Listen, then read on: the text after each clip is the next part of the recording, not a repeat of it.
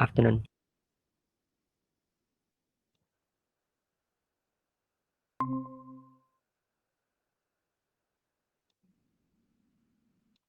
Hi. Okay, so I already created a Google Classroom. This is regarding your final year project, yeah. Okay, so just I take this opportunity to just talk about it for a little while. Okay.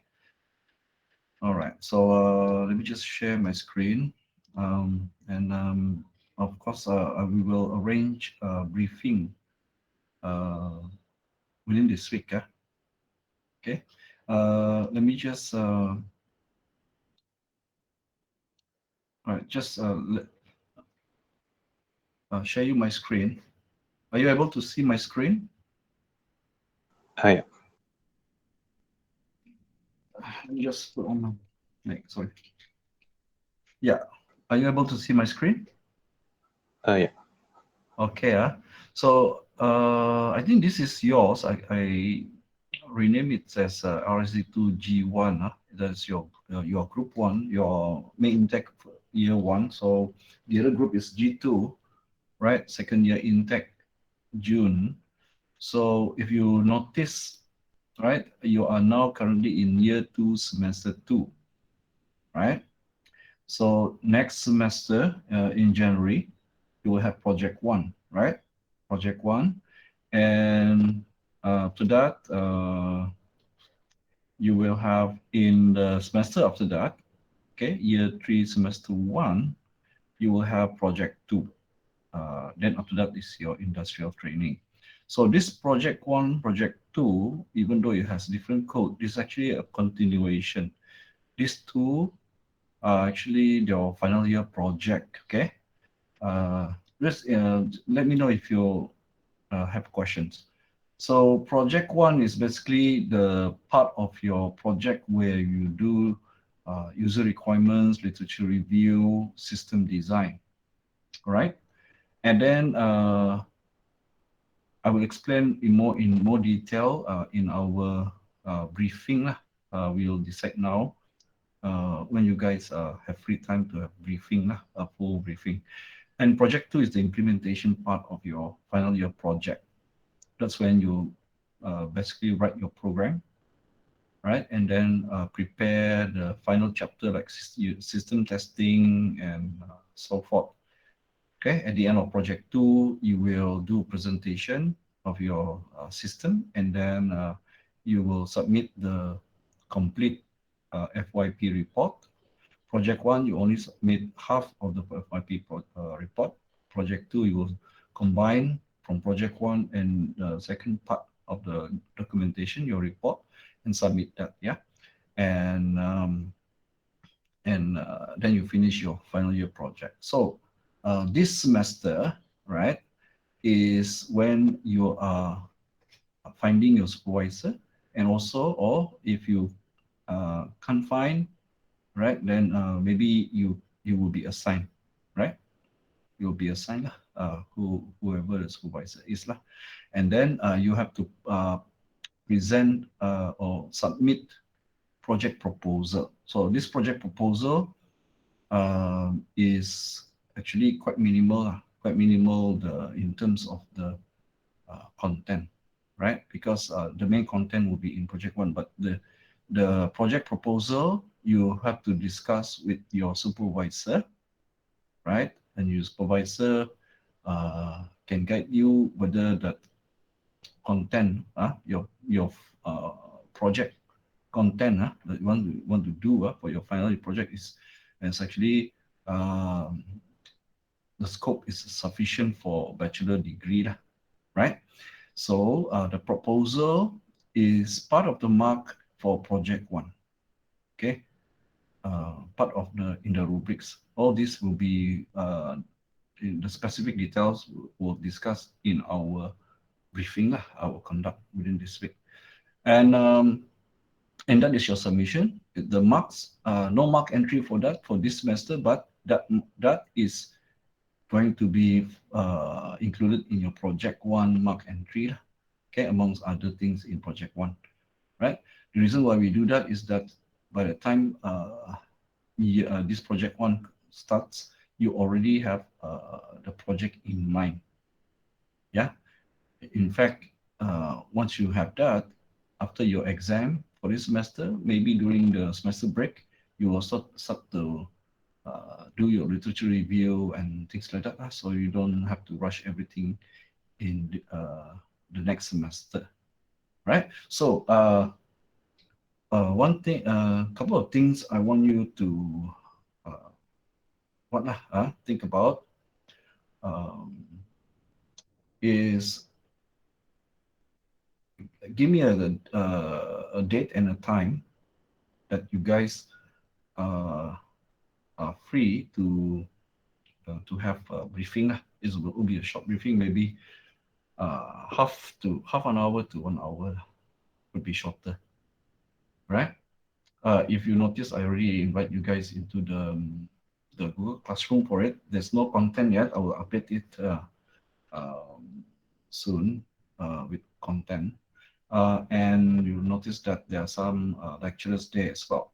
So the first thing I want you uh, to think about is that date and time when you want to have a briefing, right? And these are the supervisor list we have, okay, for you to choose from, all right? So myself, Miss Lee, Miss Noshikin, and Miss Surayaini, all right? Okay, so in terms of, because this semester there's only 3 of you, but next semester, the year 2 intake, 12 of them will also start their project proposal. Okay, they are one semester late than you guys lah, right? So they will also have to do the same as you, but they are next semester starting, right? So you select and let me know. You can use our group for CN. Okay, let me know which supervisor you prefer. Now, once you say, let's say you want Miss Lee, right? So please approach her, and they already know. Please approach her, and then see whether okay, right? Think about what you want to do, what kind of project. Maybe you can contact them. Like if you prefer Miss Surayani, contact her as well, right? And once you already make contact, okay, let me know, right? Uh, if um, uh, if by our meeting time, briefing time, you haven't found any, or you haven't contact, or then I will allocate you lah.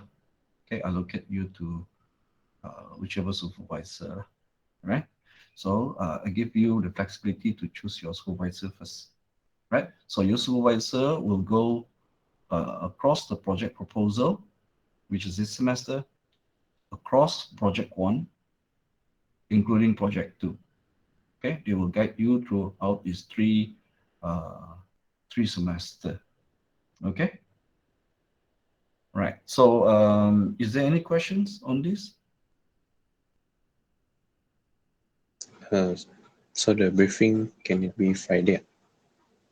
Can on what time? What time would you like? Just let you know first. For Friday between 2 to 4, I have class lah. 2 to 4, I have class. Yeah. Anytime. Yeah, start Anytime. at 12 maybe. 12. All right, 12. You prefer 12, So how about the rest? I okay. You okay, Farrell? Okay. 12 o'clock. Kevin also okay. So in between now and then, approach the lecturer that you like personally lah. Approach them. Let them know this is regarding the final year project supervision, and you would like them to be your supervisor, right? Okay. So now now you can start to think about the kind of project lah. Of course, the project maybe it will be clearer to you after the briefing lah. I would say, but I will also upload the student guide lah. Right, there's a student guide for you for the FYP. Okay, maybe by today or latest by tomorrow morning, I will have uploaded at least that student guide for you to go through. The student guide will talk about the whole thing lah, the proposal, the project 1 and project 2, right? Okay, so this is going to be your capstone. All right, now I want to say that you have option of doing it individual or doing it as a group, split into 2%. Right, now doing it into as a group into 2%, right? That means you really need to make sure when you do the proposal later, the content of the work is sufficient to be split between the two. So that means if you do it single, you do it in a group of two, the amount of work that you need to do is still about the same, right? So that means let me just give you an example, right? For example, let's say, oh, you want to do to give you example that one of my students ever did before. They want to do they did this you know, in KL they really need to find place to rent for duration of their study, right? They have to, because sometimes they come from all over the place. They need to stay close to Setapak campus, right? So they said the use case is very difficult, okay, to source all over the place for place to stay. So they created this system, right? The system is to help student to uh, uh, to to find a rental place. So they bring in the tenant and the landlord together in the system. So the admin part, for example, one student did the admin part, right? All the management about the property, landlord, the contract, and then the other student perhaps do the client part, where the students search for the, you know, the property, and the student what happened for the client facing part lah. So that means they are divided into two portions, right? Another example will be they do the same system, but one student, okay, implement a web application version, and then the other student implement uh, mobile app version, right? Okay, so this is also possible. That means there's sufficient work in there, okay, if they do in the group. All right. Okay, so this Friday at 12 p.m. we have a briefing. Right, confirm. We'll create Okay. All right, so and that's it for that. Okay, today, just remind you just want to say that we have this. So let me just share my screen again.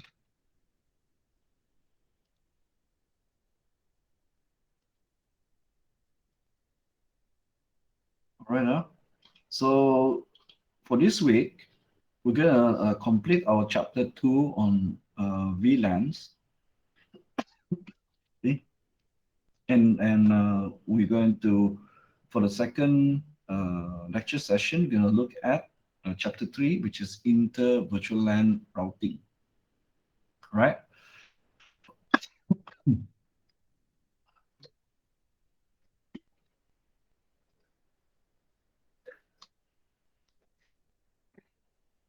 All right. So let's start with the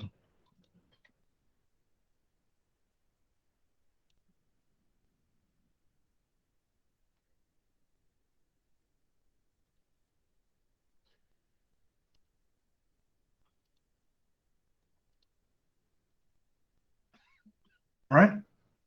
So we stopped here last week, yeah, with virtual LAN trunks. Just a reminder, this virtual LAN trunks, yeah. Let me just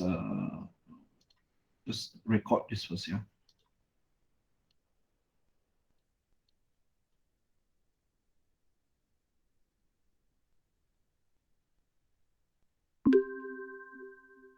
All right. So there are a few things that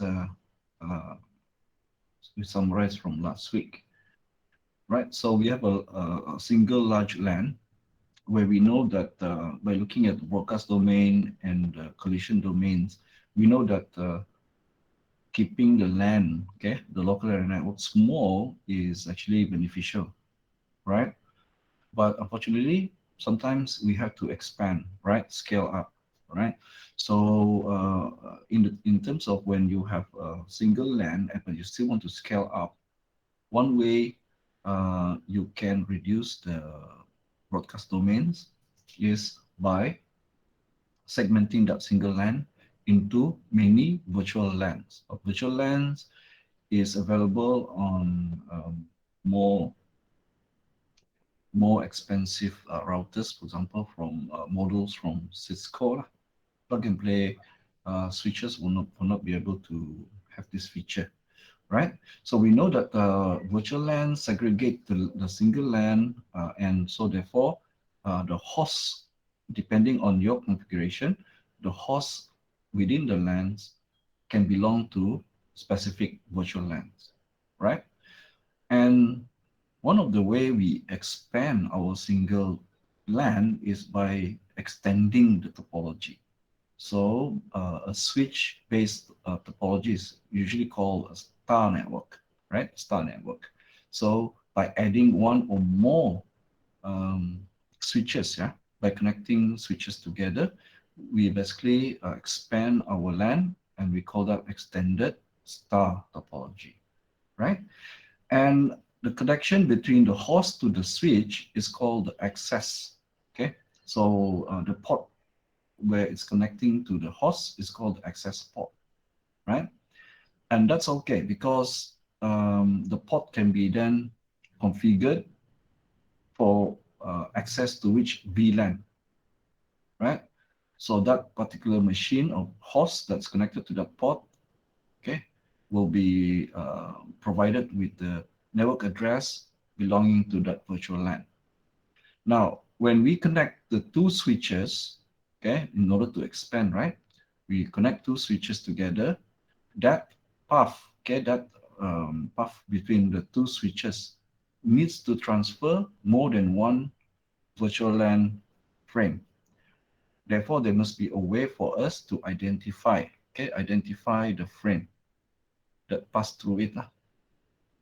Okay, so by default, it will, if we set it up, it can transfer uh, all the different virtual LAN available in your LAN, but you can also restrict, okay, restrict the forwarding up to you, like, because you're administrator, depending on your configuration, you can restrict which traffic will be carried forward. We call this connectivity between switches where we are able to transport different different frames from different virtual LANs as trunk. Okay, so this is the topic of this section, virtual LAN trunks, configuring the path between two switches. All right.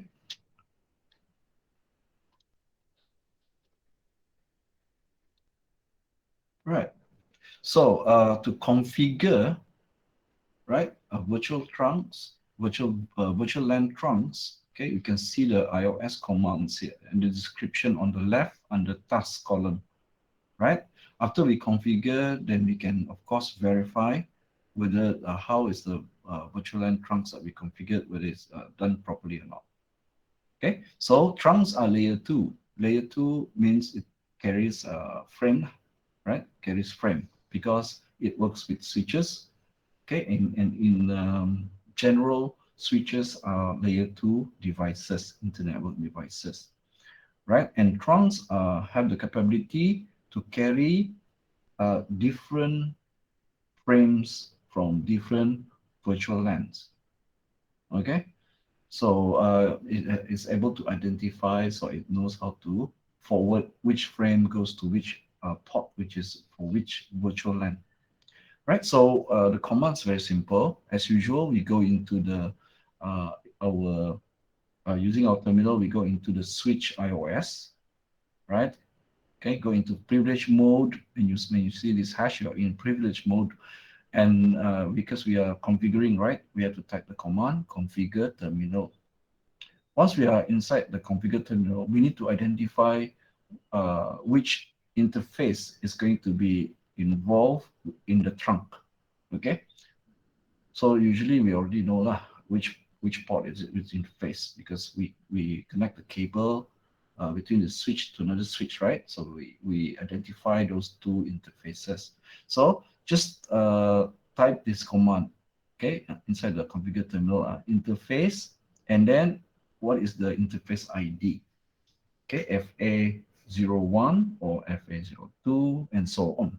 Okay, all right. And once you are inside the interface configuration indicated by that, yeah. Okay, you can see here, this tells you you're inside the configuration already for interface. IF stands for interface, right? Then you just simply need to type switch port, okay, meaning you want to switch the ports functionality, okay, to trunk mode. So the command is switch port mode trunk, right? And then don't forget about the native uh, VLAN, right? By default, it's all pointed to VLAN 1, right? So you can reconfigure it. Usually we reconfigure it to VLAN 99, right? So you choose what VLAN ID you want to put, but usually it's by convention, it's 99. So switch port, don't forget, right? Switch port, trunk, native, VLAN, okay, what VLAN you want to assign to. These VLANs you already created in the previous section. We already learned how to create the different VLAN, right? So here we are making use of those VLAN. Okay, so the VLAN ID represent different virtual LAN that we wanted to have in our LAN, right? And then the third one here, basically, we want to tell the switch what traffic do we want to allow to be transported across the trunk. So with switch port trunk allowed VLAN and then a list. You then specify the VLAN ID separated by comma. Okay, separated by comma. So the VLAN ID available in the list that you specify will be allowed to travel through the trunk. Right? And then typing N will just simply bring you back to the privilege mode. Okay? Right, so if you have any questions, just let me know. Either raise your hands or unmute yourself, yeah? And ask your question. Okay, so here is an example, right? In this scenario, we have two switches, and the switch one might be connected to the rest of the LAN. So we have created 3 VLAN, right? Specifically for use by the users. So, and we also give description to make it meaningful to us. We also see that we also assign network address to it, okay? Because each VLAN will have its own network address, okay? All right, so faculty is tied to VLAN 10 using this network address, okay? And then we have VLAN 20, ID is 20, and then 30. And you can see they are all meant to be created depending on the functionality of the network. One for faculty, one for student, and one for guests, right? And each of them has been assigned with network address. So the path from the port until the host. Of course, this port will be mode access. When the port is between a switch to another switch, because then it will carry all three, because these three hosts needs to communicate, right? So they are all belonging to different VLAN. So that means their traffic will pass through S2 and need to travel via this Ethernet cable, okay, to the next switch, right? So this F01 port here, and of course here as well, must be configured as trunk mode. Okay, so here is access mode, here is trunk mode. Okay, always remember that, yeah.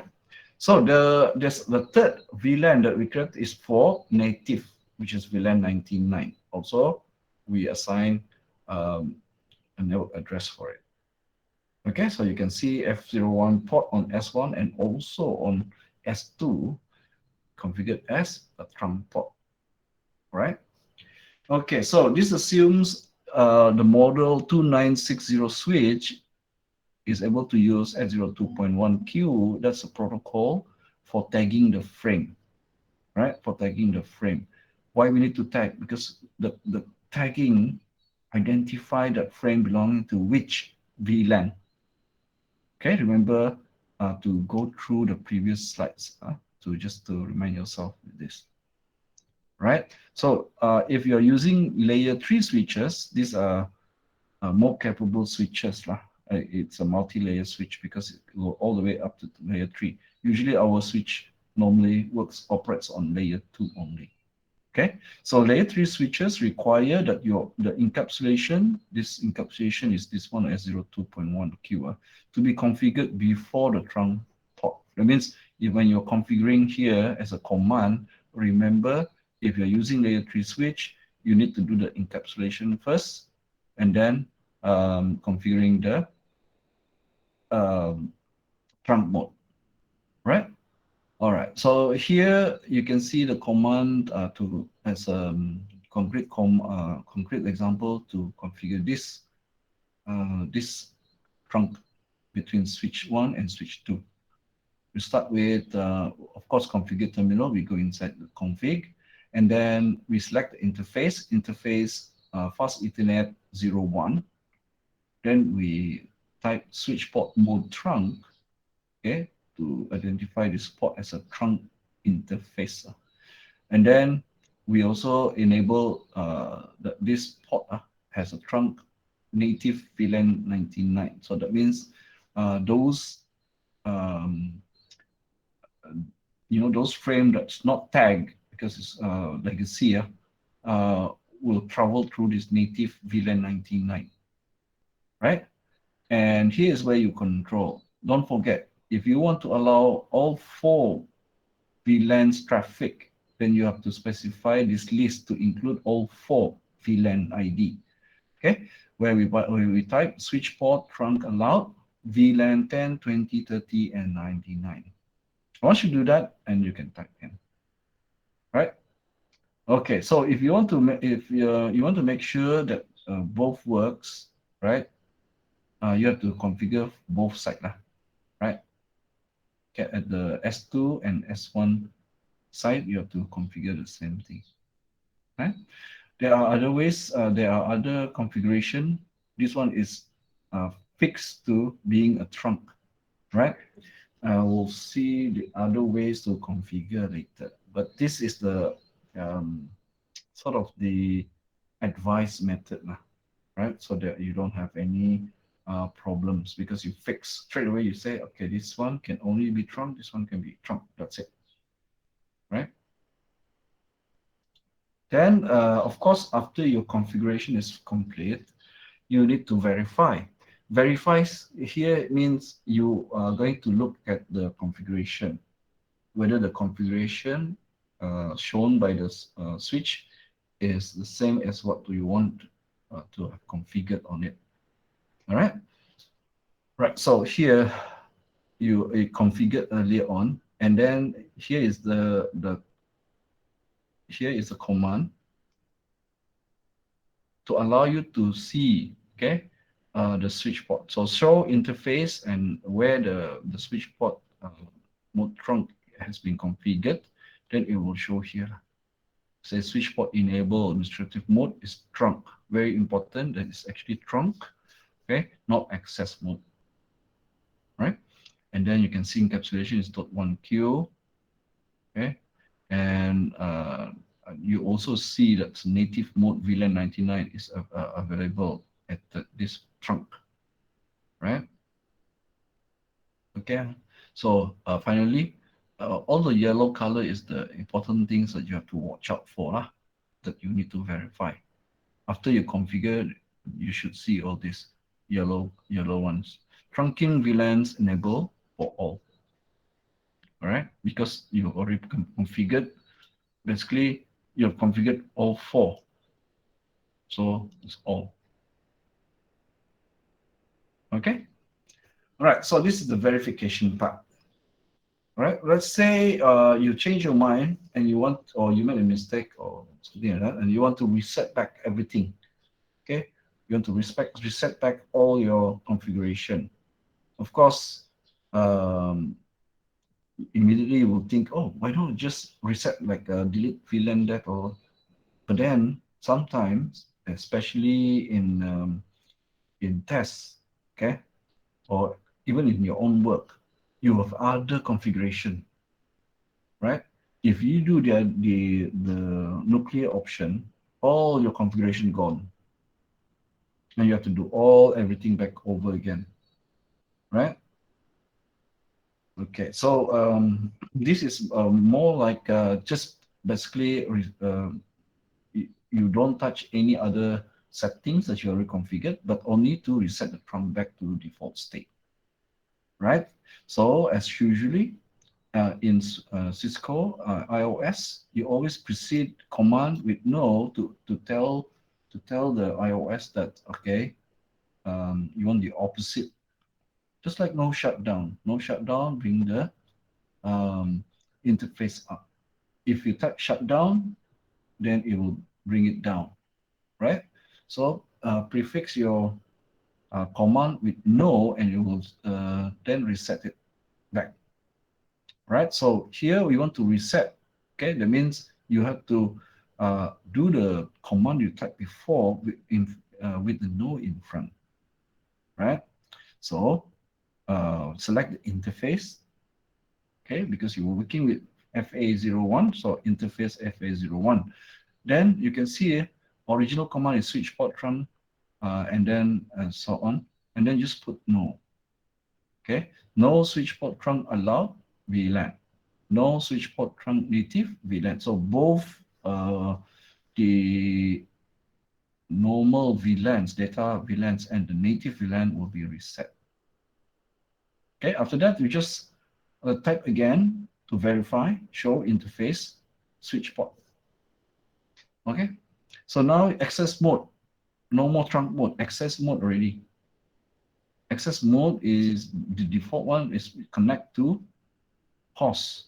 Okay, so now access mode VLAN 1 default, trunking VLANs enable, still all, but this now is access mode, so there's no the trunk doesn't exist anymore between the two switches.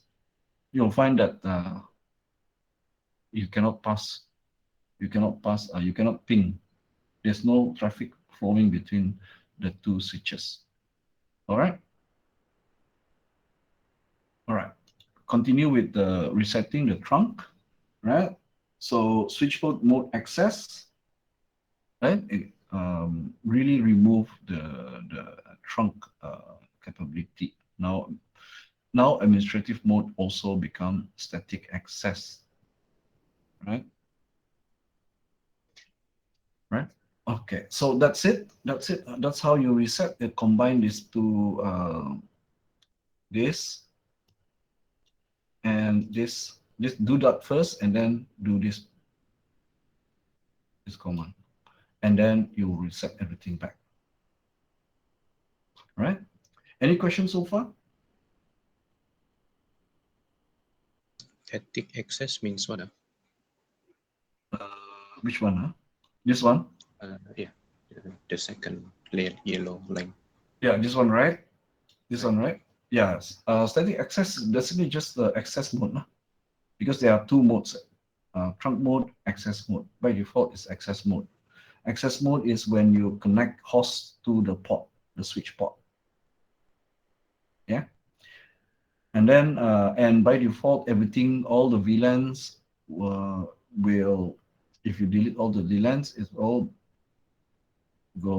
disappears. You're only left with VLAN 1, and everything is tied to VLAN 1, right? So static access simply means that now is the default access port, which means it's supposed to connect to host, right? Okay. So you want trunk when you want to connect two switches together, where the port you plug in the cable in one switch, and the other part of the cable you want to plug into another switch. So you want the traffic to flow from this switch to the other switch. Then you set trunk mode. Okay. If you then if you reset back, it will be reset back to access mode. There are only two modes: access, trunk. Access mode will not allow any of the traffic to travel because it's expecting connection to host, and connection to host only allow single VLAN, which is makes sense lah, because if you connect to a host, that host belong to which VLAN. So you set the port, access port to that VLAN ID. Only trunk port is able to um, transport, okay, through the port different VLAN ID, different VLAN traffic. Okay, does that answer your question? Yeah. Okay. All right. So I've already opened up the NetAcad chapter exams. Okay. Um, I think you can do 10 times. All right. That one, I think you do it initially for having a deeper understanding on the topic, because when they ask you questions, you will notice that which question you don't know how to answer, right? Don't worry, it's all MCQ. Mostly it's MCQ. So later on, they always randomize the question anyway, right? Later on, you can use those questions on the NetAcad to do your revision. Yeah, it's a good way to do revision. All right. So there's also in your NetAcad, right, some packet tracer exercises, okay, accompanying uh, this theory, this concept. Okay. So you can try out those packet tracer just to, I mean, we also will do later on in our practical. Okay, but you can also try out the one in NetAcad first if you want, because it's just to basically solidify the knowledge you get, because here we talk about commands, right? If you don't type the commands, it doesn't really stick in your mind. So trying the commands out definitely, um, is better for your understanding and also your memorization, right? Okay, so within that lab, you will see all those examples example commands that we seen earlier on to be applied, right? Okay, so the next section talks about dynamic trunking protocol, right? So before this, the 3.4, what we did was we manually typed the command, and we fix both ends of the switches port to trunk mode, and then after we configure that, the traffic will flow, right? Here, and it's only available with Cisco switch, because DTP, basically this protocol is a Cisco protocol, so it's proprietary. Okay, if you have a mixture of switches, And more often than not in the industry, in outside there in the business world, in wherever, you don't have a single vendor. Okay, you might have multiple vendors. So maybe you buy some devices from Cisco, some devices. Of course, it's better to just have one single vendor, but sometimes you want to mix and match. Maybe you have a legacy switch, still work fine, right? So still want to use it, right? In that case, you cannot use DTP lah, because you have other switches not by Cisco that may not understand DTP.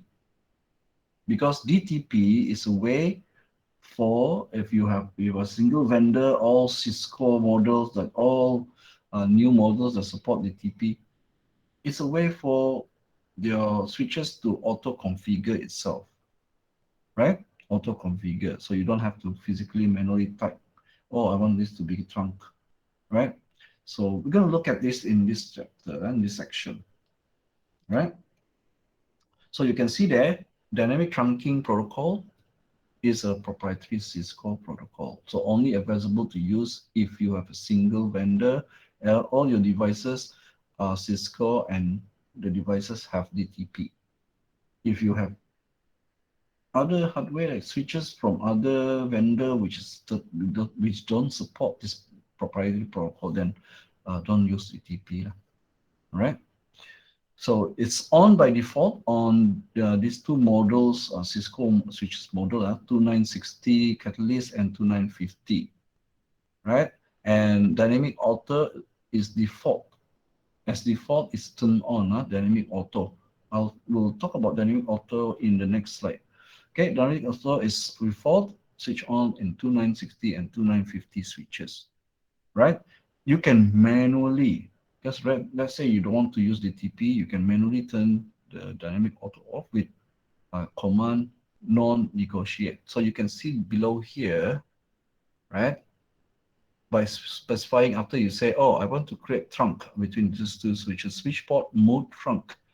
Then after that, I don't want it to be dynamic, meaning to say, if I only have Cisco, of course, well, good luck. They can negotiate, then they create the trunk by themselves. But if you don't want to do that, then you can specify switchboard non-negotiate. Don't negotiate.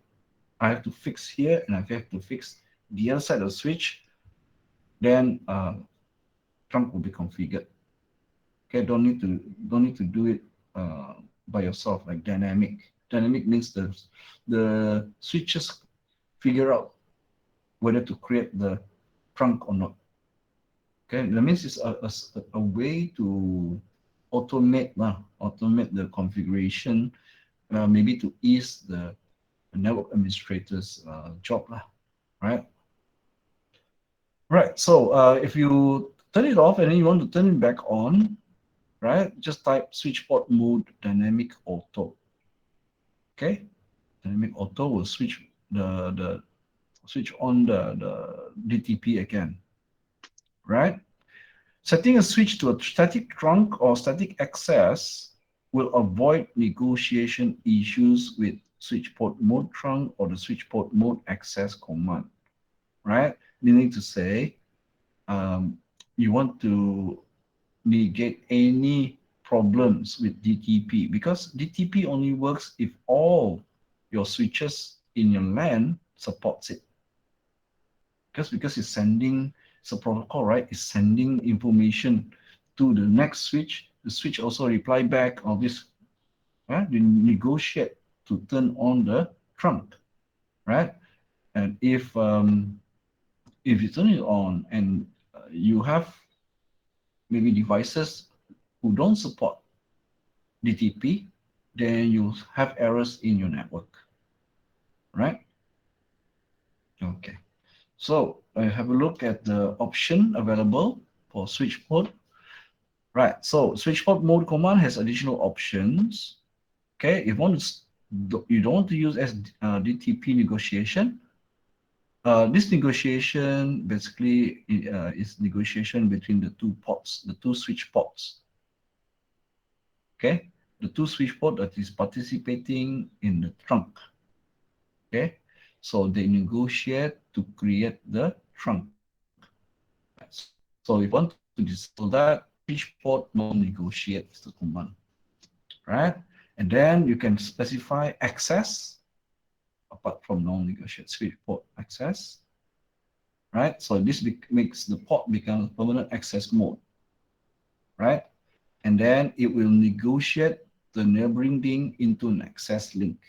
So this, just remember, access is not between switches, it's between switch and host. Or if you already, as a administrator, you will have designed which port on the switch is going to be access ports, which port on the switch will be dynamic port, sorry, not dynamic port, or trunk port, right? You have to document this. You have to document means you have to design, document it, and implement it, right? So if you know this port is meant for access port, so specify the switch port mode as access. Okay, so there's another option which is dynamic auto. Now, if you specify this switch port mode dynamic auto, that port will become a trunk interface if the neighboring interface, that means the cable connect to the other interface, the other interface is set to trunk or desirable mode, right? Then if this port, let's imagine here, there's another port, one port here on the switch. Let's say this switch, let's say switch 1, and here is switch 2. Imagine this way, then this port. Then remember, we always have a cable linking two ports, right? So let's say dynamic auto, hit this side. Then this becomes trunk interface if, right, the neighboring, this one is either trunk or desirable mode. Okay, so it's a little bit, the next slide will show us the combination between the two ports. If you configure this and that is configured this way, what happened, right? Now the next one is dynamic desirable. The desirable here is now we talk about. And in that port, if we set as dynamic desirable, that port will actively seek to become a trunk itself, this one. Let's say this one is set desirable. So this port will be try to become a trunk by negotiating using the protocol just now, the TP, with the other port. Okay, if this port is set as auto or desirable. Okay, the last one is called trunk, and this is permanent trunking mode, right? And it'll never switch between access or trunk, right? It's never access. It's always going to be trunk. Yet, if it's not set as non-negotiate, it will try to ask the other port. Okay, let's say this one is trunk mode. You set this switch 1 port as trunk mode, but since you don't put non-negotiate, right, it's permanently a trunk port. That means it will never switch between access, or because dynamic means you can switch alternately between access or trunk depending, right? But when you set as trunk, switch port mode trunk, meaning that port, it becomes trunk, and that's it. It will not toggle between trunk or access. At the same time, because you didn't specify as non-negotiate, it still have DTP active, which means it will try to encourage this port on the switch 2 to convert itself into trunk link, right? So if this is not set as access, it's like maybe dynamic auto, dynamic desirable, something like that, then it will convert into trunk. Okay, this other port actively try to say, "Oh, I am a trunk port. Can you become a trunk port? Because I'm permanent trunk port. That means definitely you should be a trunk port. So it will try to negotiate with the other port. Okay, so if the other port is configured to listen to DTP, then that port will now dynamically become trunk port. And then, of course, when it's trunk port, then VLAN traffic can pass through. So here, next slide is a combination. Imagine that on the row side here, okay, is a port on the other switch. Okay, this column is the port on the another switch. Yeah, so you can look at it this way. This is a matrix. Yeah, if the other port is dynamic auto and the other port is dynamic auto also, when they connect together, they will become access ports. Is if you configure the other port on the other the other switch dynamic desirable, but the other port on the other switch is dynamic auto, then it will negotiate become trunk port, and so on. If you permanent trunk dynamic auto become trunk, right? If this port is access port and the other one is dynamic auto, then become access port, and so on. You can do this matrix. Dynamic auto, dynamic desirable become trunk. Dynamic auto and trunk become trunk. Dynamic auto and access become access port. Right? That's why it's dynamic auto here. It can become access, it can become trunk, depending on the negotiation with the other port. And depending on how the other port is configured, then the behavior of this port is either to become access or trunk. Right? So is this matrix clear to you guys? Are you able to understand this table?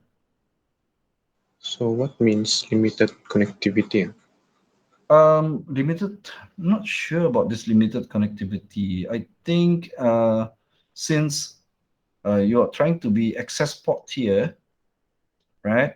If this is access port on the switch, this port should be a PC port, PC port, right? So that means limited connectivity means sporadic connectivity. That means some frames will be forwarded, okay, will be accepted by the access port. Some frames will not be. Okay, so I'm not sure which frames accepted and which frames not accepted. But that means not full, means limited connectivity. Only certain frames will be accepted by the access port. Access port usually connect to host port on your NIC, right? But here we are talking not about host and switch. This is switch and switch. So if one port of the switch, okay, let's say switch one is set as access port, and the other switch that you connect to is set as a trunk port, then certain frames will not be transferred, will not travel through the two ports. Oh, Yeah. okay. So right now I'm just not sure which frames are rejected, which frames are allowed. Right now, I guessing, yeah, because access port, normally access port is tagged with which VLAN, isn't it? Access port, the idea is access port connects to host. So by setting the access port to which VLAN ID means that host connected to that access port will belong to that VLAN now. Okay, is that okay with you guys? So if access here port, this is trunk. So trunk, it can be configured for more than one VLAN ID. So let's say here this trunk is set to VLAN 10, 20, 30, and 99. But here the access port only set one marker because only one PC connect to the access port. So maybe VLAN 10.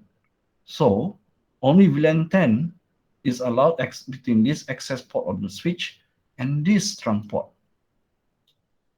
This is what I'm assuming. So VLAN 20, 30, and 99 cannot, because this access port here only accept VLAN 10. Does that make sense to you guys? Oh, yeah. Okay. Because imagine access port is let's say this is a switch. And this port connects to PC.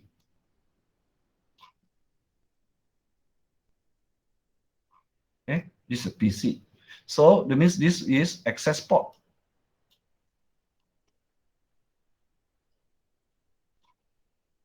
And access port only set with one VLAN ID, because the PC can only belong to one VLAN. So let's say this is VLAN 10. So that means this access port maybe it was configured with VLAN 10, right? So this PC, due to the fact that it's connected to access port configured with VLAN 10, this PC belong to VLAN 10. So imagine that is this, okay? It's configured to VLAN 10. But this trunk port on the other side of the switch, okay, is usually we can assign and separate by comma, right? Maybe VLAN 10, 20, 30, and 99. Right? Since it's, this port only accepts V10 and forward V10 accept V10, then limited access law. Only VLAN 10 can pass through. VLAN 10 frames. 20, 30, and 99 will not be able to pass through because this port do not accept it. This port allows it, but this port don't allow it. That's why it's limited connectivity. So means if like VLAN 20 pass through the switch, it will be dropped. Yeah, it will not be, it cannot pass through the access port. Mm. Yeah. So from trunk still cannot go to the access port. Yeah. Even though In fact, that is a misconfiguration. so if the other way around, also same thing. Yeah, same thing. So access will only allow V10 to VLAN 10 frames to go through. So the Yeah, trunk trunk also will need to set the allow the thing from the yeah. from access. My example was that trunk, Uh, maybe trunk because it can accept more than one VLAN. So trunk, maybe you set 10, 20, 30, 99. So of course V10 can pass through and ingress and egress from that port because VLAN 10 is allowed. And from the other part of the cable is only tagged with V10 because it's an access port. You can only have one VLAN ID for access port. So only VLAN 10 can pass through this path, right? Because it's limited to this VLAN 10. That's why it's limited connectivity. However, I have to say that this is a misconfiguration because access port is normally connect to host. That's why it's called access port. It's the way for the host to access the network, access the LAN, right? So the host that's connect to this access port, let's say it's V10, that means that that host becomes part of the VLAN 10. Okay. So whenever you see access at one side of the switch and trunk at the other side of the switch, that is a misconfiguration. It's supposed to be both trunk, right? Okay. DTP is meant to, for Cisco switch, if you only have all Cisco switch, DTP configuration means you unplug and plug, it will automatically become access port or trunk port, depending because you configure it already. By looking at this matrix, you know which port you want to configure as auto. You don't have to specify, say, oh, must be access port, this must be trunk port. Put dynamic auto, dynamic desirable. See, you can control whether it's an access port depending on how the port involved in the LAN is configured, right? So if you set it properly, as a network administrator, you don't even have to worry about configuring trunking or access mode. But again, if suddenly you have introduced a device into the LAN that is not DTP compatible, because remember DTP is from Cisco. So if you introduce a model, even Cisco, a model or a non-Cisco switch or device, then suddenly these things doesn't work anymore, right? Because the negotiation will fail because they don't, some of the devices don't understand what it is, right? So you can see here is to verify the TP mode. Important thing is this one, right? Verify the TP mode enabled, yes. Okay. Again, you can see here what I'm talking about. Depending on Cisco iOS version and platform, right?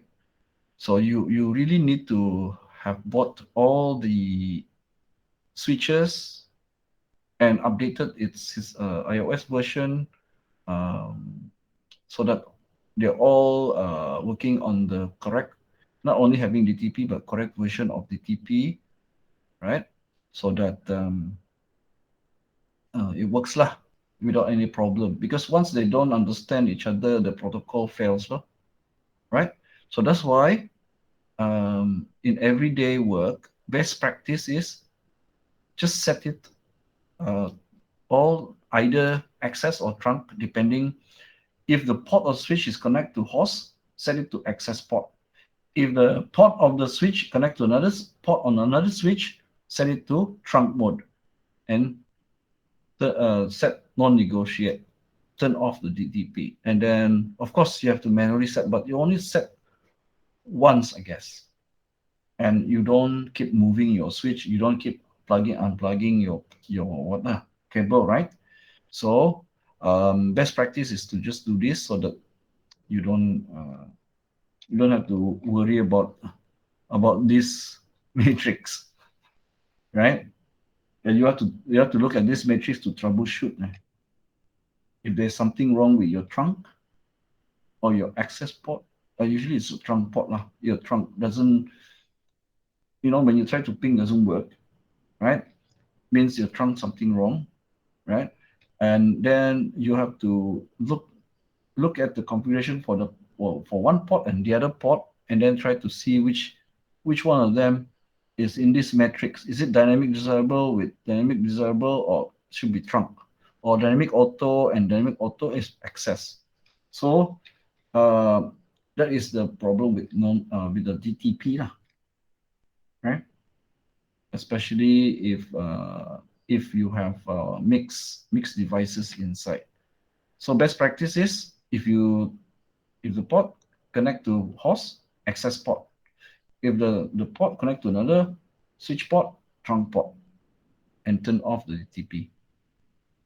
All right? Any questions on that? No. No, all right. Okay, we move on. Of course, there's also some packet trace exercises in NetAcad to apply the commands just now where we want to configure the DTP, right? All right, so 3.6 module practice and quiz. All right, so this here is basically just listing to you this available in your NetAcad, right? So configuring VLANs, assign ports to VLAN, configure static trunking. Static trunking is the one without the DTP, non-negotiate static trunking. Dynamic trunking is the one that use or implements DTP. Now, in this chapter, this is what you have learned, and you must remember how to do this. Later, maybe in the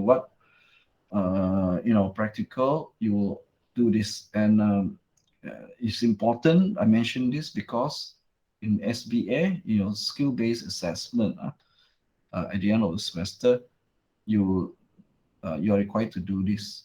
And also in your, perhaps in your tests or in your exam, there will be some question based on scenario where configuring um, uh, static or dynamic, and they will ask you question with either about the commands or if there's any errors, or if there's any errors, why.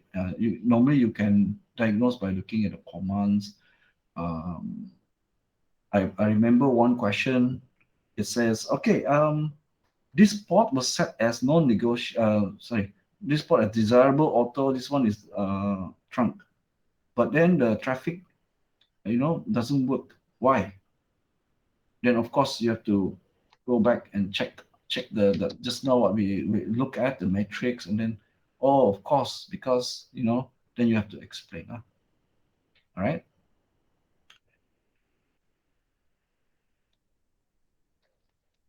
All right, so this lab is basically in the real lab, but of course you can do this also with a packet tracer, right? Exercises that's meant to for you to understand more about the VLANs, how to create the VLANs, assign the switch ports, access a trunk, right? And then configure the frame tagging at 02.1Q trunk between the switch, right? So what have you learned in this module so far? VLANs are based on logical instead of physical connection. Virtual LANs, that's why the name virtual there in front. That means you have a large LAN, you segment it into one, at least two, then, right? Two or more virtual LANs, right? So even though your physical connection is fixed, but you still can play around with which computer or which host connect to or belong to which virtual LAN, right? So when you segment the networks, you can basically base them on function.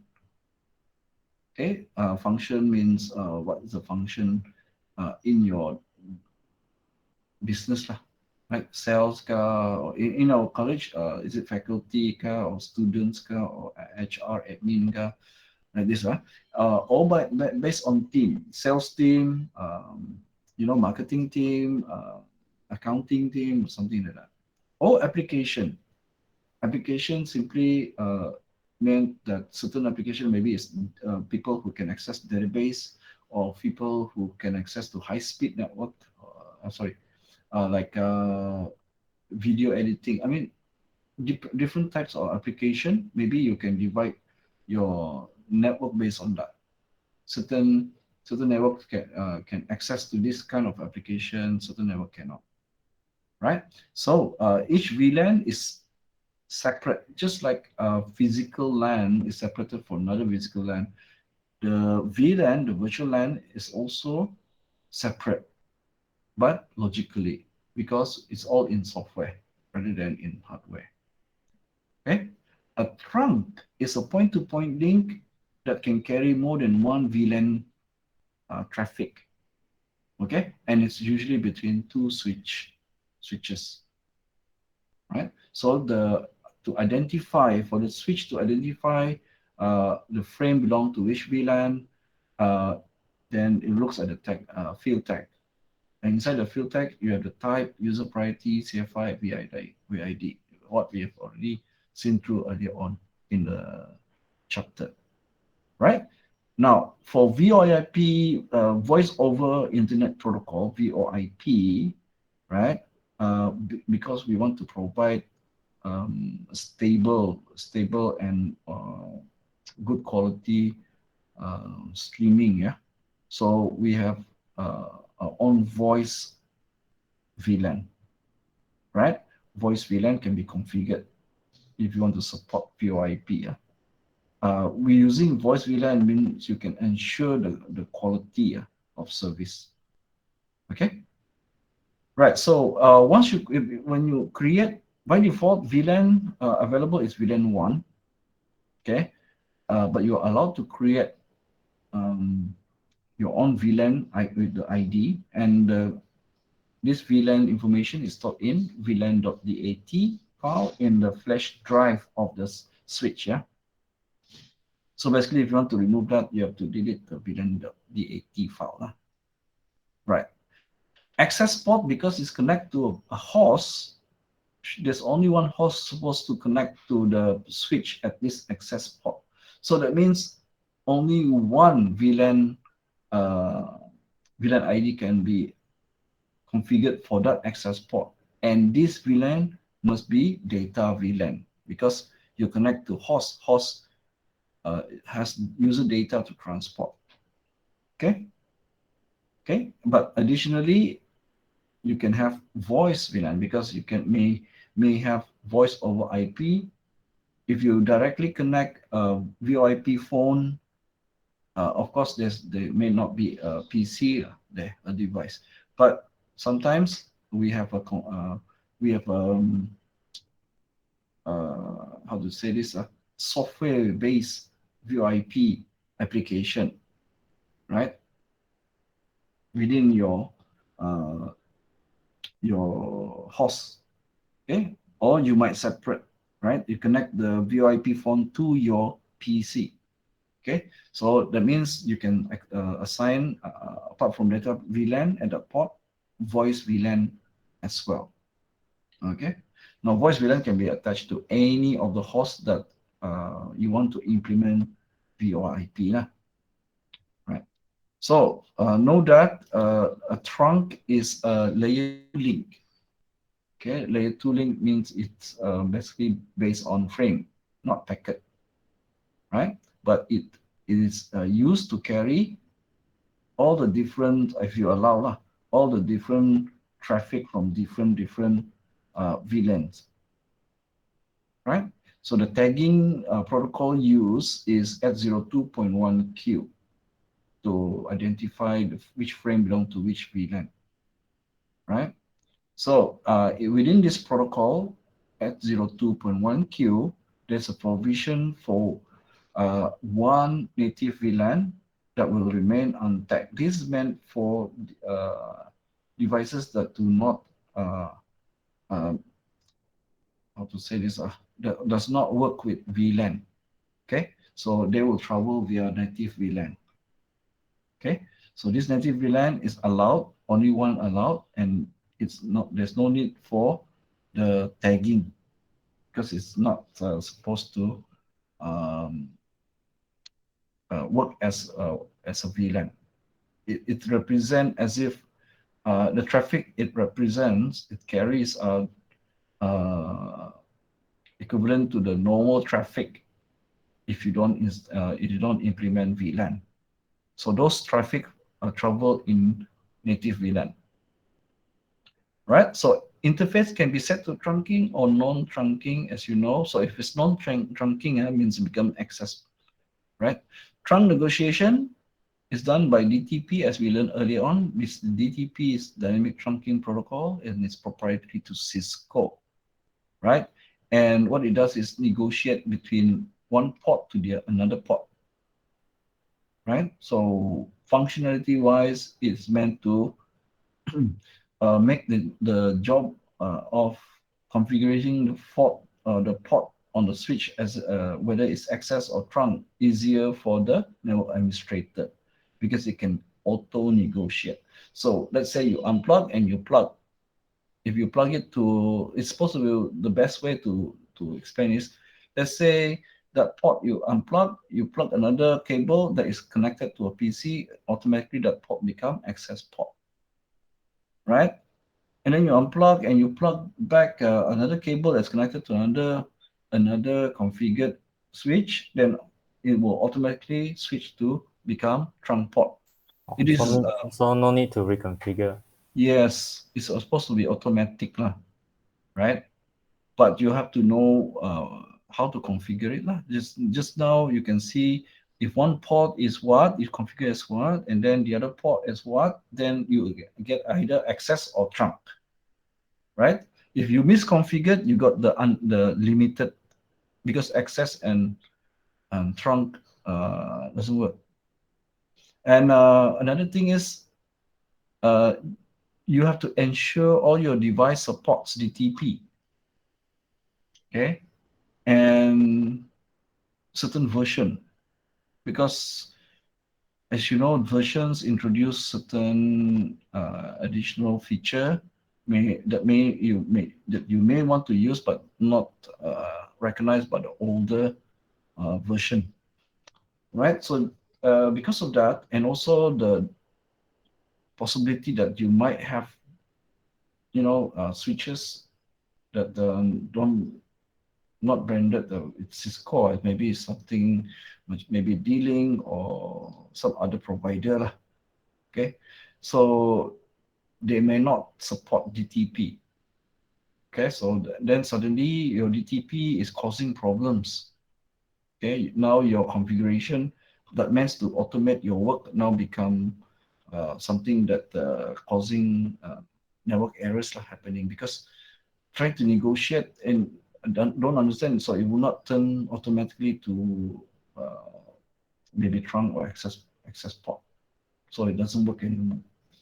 That's why the best practice is um, to disable the DTP and to permanently make it either trunk or access port, depending on you, what you connect to the port, right? Okay, all right. Okay, so that's the end of our this lecture, right? This on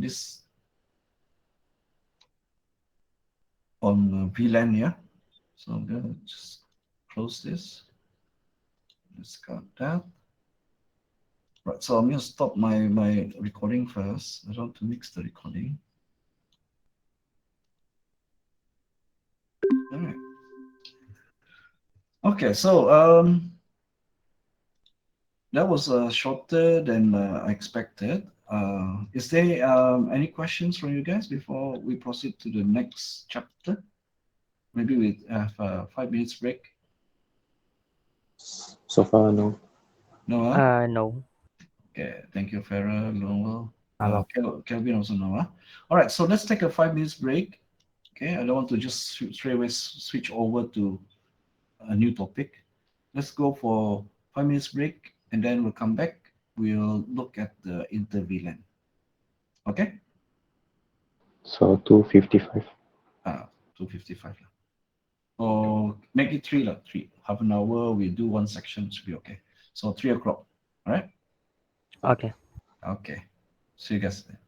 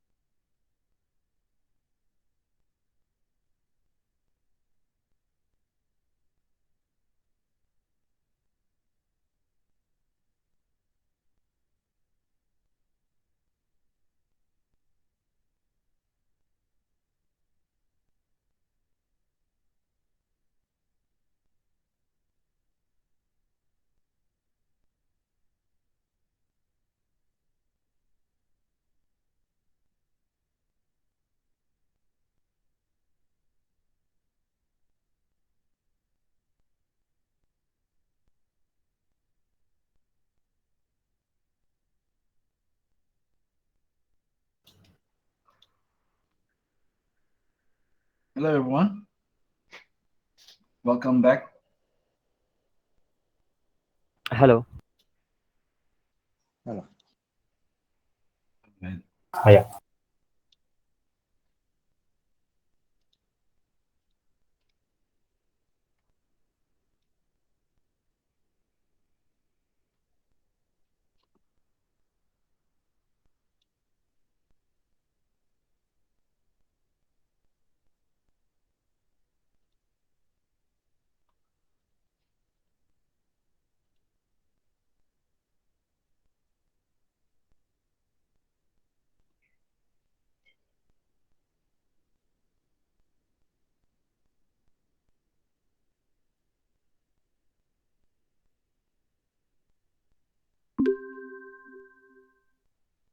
Right, so welcome back. So we're going to look at chapter 3, okay?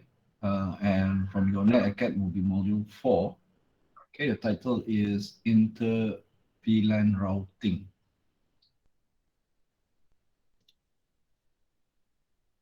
Right, so inside this chapter, we're going to look at inter-VLAN routing operation. Means we want to configure inter-VLAN routing, right? And then we want to learn how to configure router on a stick. So this title, this name, router on a stick, is basically um, uh, traditional way of how we're going to connect LANs together, right? So VLAN also we're going to connect VLANs so that they can communicate with each other using a router. Okay, this specific technique is called router on a stick, right? All right. So the third one is we want to configure the routing, the inter-VLAN routing, using layer 3 switches. Layer 3 switches are more capable switches. These are sometimes known as multi-layer switches. Obviously more expensive than the traditional layer 2 switches. All right. So this is an alternative. Okay. We'll also see why sometimes we want to do router on stick or and why we want to do layer 3 instead, layer 3 switching instead. Okay, and finally, number 4, we want to learn how to troubleshoot. That means the purpose of having routing between VLANs is that we want to allow traffic from one VLAN to go to the other VLAN and vice versa. So that means hosts that's connected to different VLANs can talk to each other, right? Similar to how different LANs we allow traffic between the two of them to um, talk to each other, right? So once we configure, we want to test, right? We want to verify that our configuration is correct. So what happens and what are things that can go wrong? What happens when it fails? Means when we ping, um, we don't receive a reply from the ping. So we want to learn how to troubleshoot this certain kind of problems that can happen, right? So these are the objectives within this chapter. Right. So in this section, we're going to look at inter-VLAN routing operation. So what is inter-VLAN routing? We've already learned how to configure virtual LANs, okay? Inside a LAN, we segment it into different virtual LANs, right? So we configure VLANs, then we learn how to configure the port on the switch when we connect the switch to the host. Okay, we configure as access mode, and then we configure how to connect two switches so that traffic, right, from one VLAN to another VLAN, but must be the same VLAN. This traffic, when we talk about the trunk link between two switches, we are talking about the ability of the switch to transport different frames belonging to different VLANs. But the communication still is limited to the VLAN itself. That means VLAN 10 hosts talks to other VLAN 10's other hosts. Right? So far, we have not talked about how about we allow traffic from another VLAN to reach the other VLAN. Let's say traffic from VLAN 10 to reach VLAN 20 and vice versa. That means two-way communication, right? We already know from our previous knowledge in networking that in order for traffic from one LAN, okay, to go outside of that LAN, you must need a router, a layer 3 device, intermediate device, because the router is the device that can forward packets or layer 3 PDU. Switch only forwards layer 2, which is frame, okay? Layer 2 PDUs, right? So in allowing, okay, if you want to allow traffics from one VLAN to travel to another VLAN, we also need this router, okay? Right? So there are three inter-VLAN routing options that you can consider. The first one is legacy inter-VLAN routing. This is the legacy solution, means older version of solution, right? And one disadvantage with this legacy solution is it does not scale well. Does not scale well simply means that as you add more and more VLANs, as you add more and more switches and hosts, okay, this legacy inter-VLAN routing technique will be overwhelmed. It will not be able to support the kind of traffic, the kind of bandwidth, the kind of capability that we want it to support. That means it will introduce latency into the network. Okay. The second option is doing something called router on a stick. Okay. Now this is better. Okay, and it's acceptable solution for small to medium-sized network. Yet again, if you scale up your network, then router on a stick also will not be sufficient, right? So when you're talking about large organization, okay, that have maybe hundreds of computers, So for those kind of organization, if you want to provide inter-VLAN routing, the third option is by using layer 3 switches or multi-layer switch, okay? And these layer 3 switches will be using switch virtual interfaces, right? So that means there is a mechanism within the layer 3 switch that is able to forward layer 3 packets, okay? Layer 3 packets. Right, so this third option is the most scalable solution if you want to provide for medium to large organization. That means you're talking about very large networks, right? Right, so let's look at legacy inter-VLAN routing. Now, here we notice that there's a physical router. Okay, there's a physical router. Here you can see this R1 is our physical router. Okay, so we simplify the network, right? So physically we have one network, you can see here, right? A switch, two PCs connect to a router. Physically, we see a single network. But by using the technique from previous chapter, okay, we can then create VLAN 10 and VLAN 20.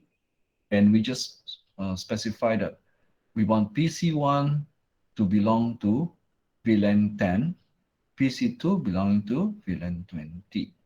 Now, without this router, okay, although we have two separate VLANs, okay, this PC and this PC, because they belong to different VLANs, they are not able to communicate because there is no layer 3 device. Layer S1 is a switch, it's a layer 2 device. It can only forward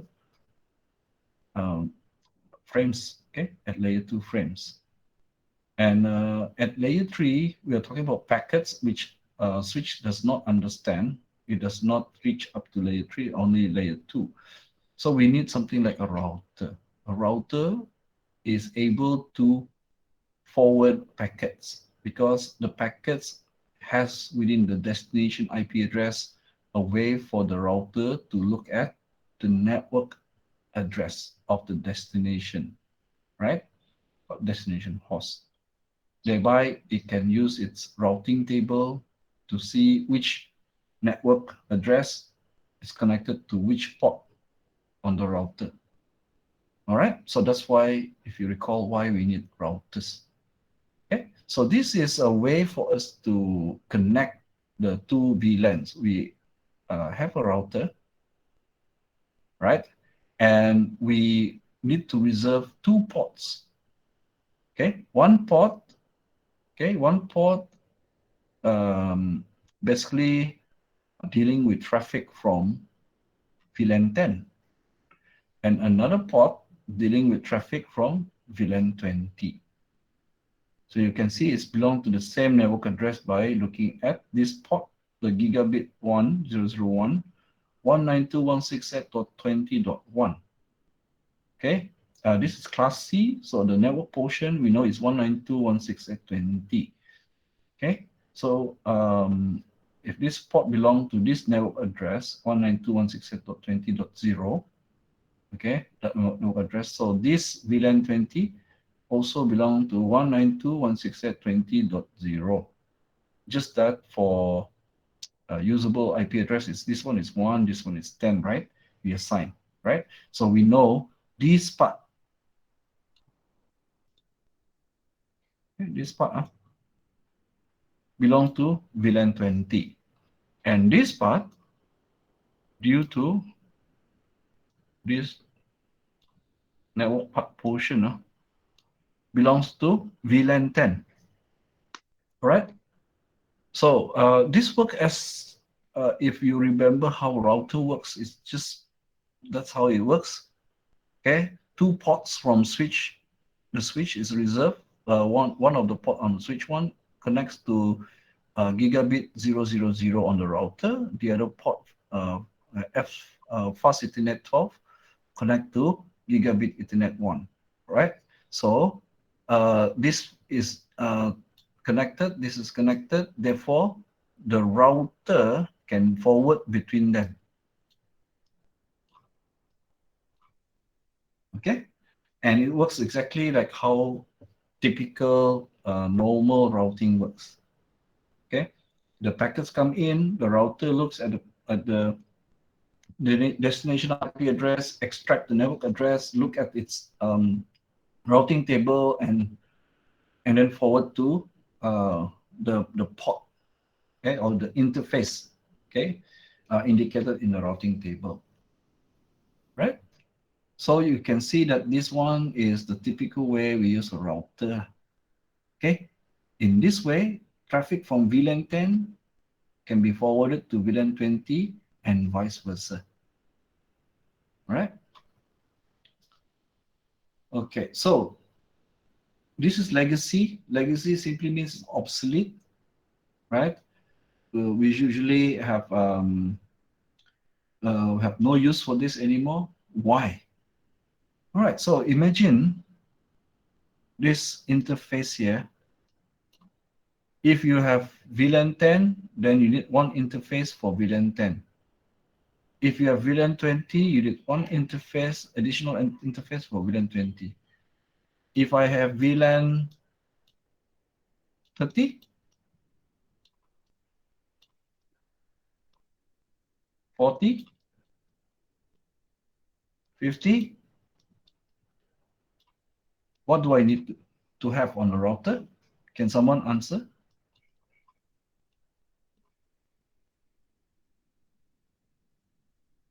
Put the VLAN in the router.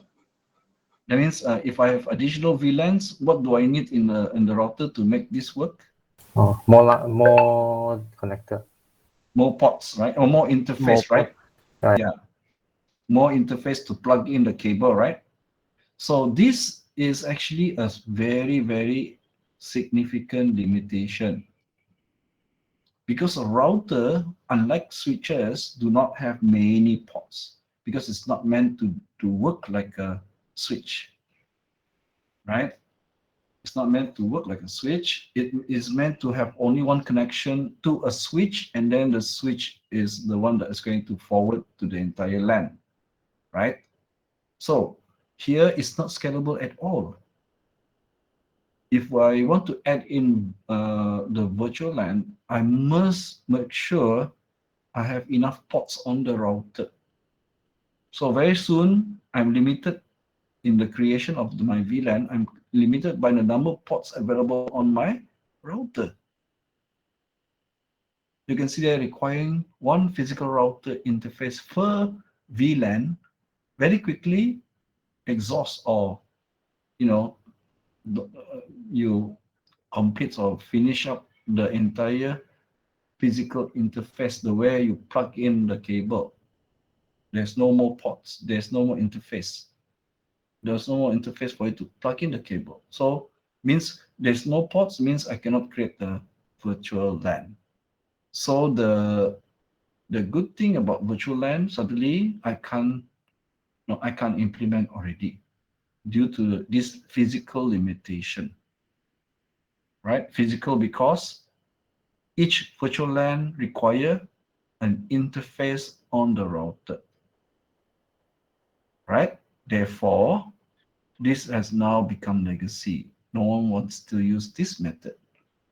Okay, this is introduced here to show you where the idea originates. The subsequent ideas originate from this, right? But of course, they try to come up with a better idea because this one very quickly exhausts all the interface available on the router. And sometimes most router have only 2 gigabit interface, right? And once you use that, that's it, no more. So you can't have any more VLAN, right? It defeats the purpose of VLANs, right? VLANs, I think you can create up to 440 something, 4096, isn't it? And then even if you say limit to those that we can actually use, still that is like 2000 or well, a big number. We can create many VLANs, but without the ports on the router, these VLANs cannot talk to each other. And we need, for sharing information, right? We need them to talk to each other, right? So legacy inter-VLAN routing able to provide us connectivity between VLANs, but is limited to the number of interface available on the router. Okay, so knowing this, now we move on to the second option, which is router on a stick, inter-VLAN routing. Right? So router on a stick is called router on a stick because of the shape. Like, let me just move all the way forward because maybe okay, never mind. I just draw for you here. Router on the stick means you have a switch, right? And a router here. And still we have PC. We have PC. But instead of needing or requiring one cable, one interface per VLAN, no matter how many VLAN you have, you only need a single. Okay, this is the difference. Okay, no matter how many VLANs you have inside your LAN that you have created, you only need, from that switch, you only need one connection to the router. And if you look at this router, the diagram, it does look like a a router on a stick. This one being the stick, and the name stuck. The name stuck is a router on a stick because it looks like a router in the diagram because it's only a single cable there, right? It looks like the router is on a stick. Okay, so how is this achieved? Okay, how is this achieved? We'll talk about more about router on a stick later, but just give you a brief idea here. So first of all, this technique overcomes the previous limitation, the legacy one, right? Because it only need one interface on the router. Okay, no matter how many VLANs you created, immediately all our problems from the legacy method just now is solved, right? So in order to allow this, the Cisco router interface must support this 802.1q trunk. Remember the trunk between the switches that we learned in the previous chapter, right? So we have a trunk between the switch and the router. We call it a trunk because that single Ethernet cable is allowed to carry more than one VLAN packet or traffic. You can see here, traffic from VLAN 10 must follow this path. Okay, so this cable only carry VLAN 10 data, and so this one as well. On the right hand side, you can see, right, that the traffic from VLAN 20 is carried here. So if I have another PC here with VLAN 20, let's say that's a problem. If I PC here again belong to VLAN 20 and I connect here, right? Then okay lah, can share this one VLAN 20 because this one carry VLAN 20. Okay, but if I have V30 connect to here, this is 10, this is 20, then I need another physical cable, right? That's the problem. Now here, because the single Ethernet link can carry multiple VLAN PDU, right? Just like the trunk last time between switches, we allow it to carry different VLAN traffic on the trunk link. Similar to that, here we create this trunk at 02.1q trunk, which carries different VLAN traffic.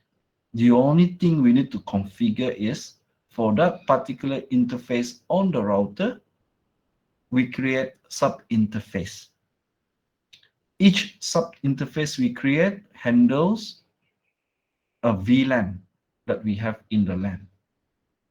Right? So if I have VLAN 10, then I have a sub-interface that is tied to VLAN 10. If I have another VLAN 20, then I just create another sub-interface that's tied to VLAN 20 on the same interface there, right? And the protocol is at 02.1q, right? So that's how we able to it becomes this is logical interface we call sub-interface, right? So you can see there, it's logical, right? Software-based virtual interface. No longer we use physical interface, we use virtual interface. One physical interface can now be subdivided into something called sub-interface, and it's software-based, right? Okay, so sub-interface are configured as part of the software on the router. Okay, so each interface is independently, that means you can now do interface and then the sub interface on the router interface. That means each sub interface you create, okay, for handling each of the VLAN you have in your network, right? Each sub interface can be independently configured with IP address and which VLAN that sub interface belong to. So if you say this sub interface is to handle VLAN 10, so for that sub interface, I give still need IP address, right? So that it becomes the gateway of that VLAN, and then you assign that VLAN 10 to that sub interface, right? Okay, so essentially the VLAN traffic, that's how you differentiate between which traffic belong to which VLAN. Enters the router physical interface, it is forwarded to the VLAN sub interface on that physical interface. Then the router will make routing decision, okay? Because you just need the sub interface to differentiate, okay? Differentiate between which interface, sub interface goes to which VLAN. Remember, the sub interface is based on software, okay, attached to the physical interface. So physical interface, you only have one cable. Then you divide it into sub interface. This sub interface is implemented in software. Each sub interface is given a IP address for that particular VLAN IP address, and it's also tagged with which VLAN that sub interface is connected to, right? Then in that way, no matter how many VLAN we have in our LAN, we simply create as many sub interfaces to support the many VLANs we have. All right? Okay. All right, so that's solve this problem. This problem, we need the physical interface connected to the VLAN. Here, we only have one physical interface.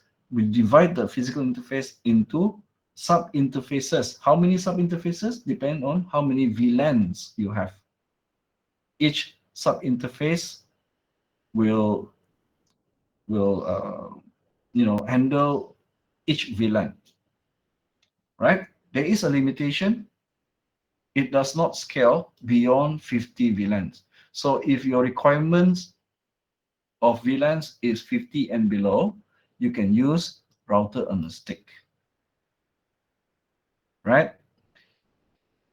If your requirement is more than 50 VLANs, then you need something else, which is the third option, right? Okay, so I want to stop here, okay? We'll look at the third option, which is routing on a layer 3 switch. Okay, in our tomorrow lecture, right? So I'm going to stop recording here. All right.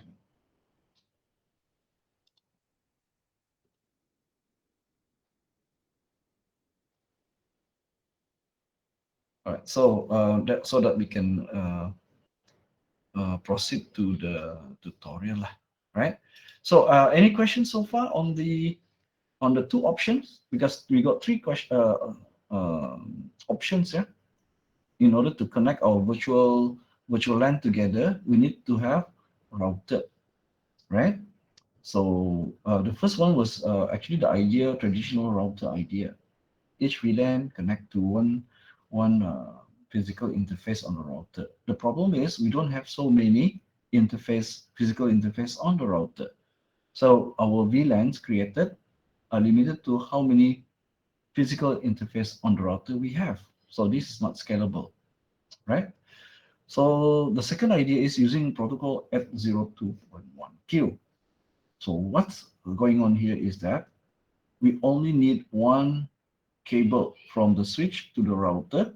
That's why we call it router on a stick, right? The cable being the stick. Now, we call it a trunk because a trunk allows multiple different VLANs traffic to pass through the cable. But when you reach the router, okay, we need to differentiate between traffic from one VLAN and another VLAN so that the router can perform the routing. Okay, receiving the packet, checking the routing table, and then forwarding it. Okay, so we solve this by having sub-interfaces. Sub-interfaces are basically virtual interfaces, but it's linked to that particular interface. So maybe you do this. You configure terminal, you go into the interface, and then you go into sub-interface, right? So how many sub-interface you create is depend on how many virtual LANs you have that you want to connect together, right? So that's the solution. But again, you see there's a limitation. It's only up to 50 VLANs. You can connect this way, right? Higher than that, we'll look at the third option tomorrow. Okay. So the sub interface refer to the software. Yeah, software is implemented virtually, okay, in software, in the router software. Oh, Yeah. okay. The trunk doesn't work for router. The trunk works. That's how we use a single cable. It can carry multiple VLANs traffic from different VLANs travel through the same cable. Just like between the two switches, right? We have one cable, but we configure the two ports on the switch into trunk mode. Then the trunk port will be able to forward different VLAN traffic, right? So that's why we want to do the same thing between the switch and the router. So we have a trunk between the switch and the router so that it can carry different VLAN traffic. Now, the thing is, once the VLAN traffic reach the router in physical interface, we need to separate it. So we create sub-interface. Okay, sub-interface. One sub-interface for this VLAN, one sub-interface for that VLAN. So as the different VLAN traffic enters basically into the router, it gets directed to the interface configured for it. Because when you create an interface, you have to say this sub-interface belong to which VLAN, right? Okay, don't forget, we also have to specify the IP address for that interface. And that IP address must be the IP address belonging to the network address of that VLAN, right? So if let's say I have VLAN 10, VLAN 20, 30. So I must have three. If I want these three to talk to each other, then I must have three sub-interfaces there. One sub-interface handling VLAN 10, one sub-interface VLAN 20, another sub-interface VLAN 30, right? And these sub-interfaces are basically configured in software, right? So imagine this, data coming into the physical, data means traffic from different VLANs flowing through the Ethernet cable, entering the physical interface. Once it's reached there, right, they look at the tag. Okay, oh, this VLAN is VLAN 10. Go to that sub-interface. Pass it to that, but actually it's the software handling it. Look at, VLAN 20. Pass it to the sub-interface for VLAN 20, right? And so on. And once you reach those sub-interfaces, they are then checked by the router. Oh, this one is VLAN packet, right? VLAN 20, VLAN 10 packet. So let me check destination address in my routing table. So after the sub-interfaces, the normal operation of the router takes over. Okay, right? And then it just perform the routing, right? So let's say VLAN 10 this traffic want to go to VLAN 30.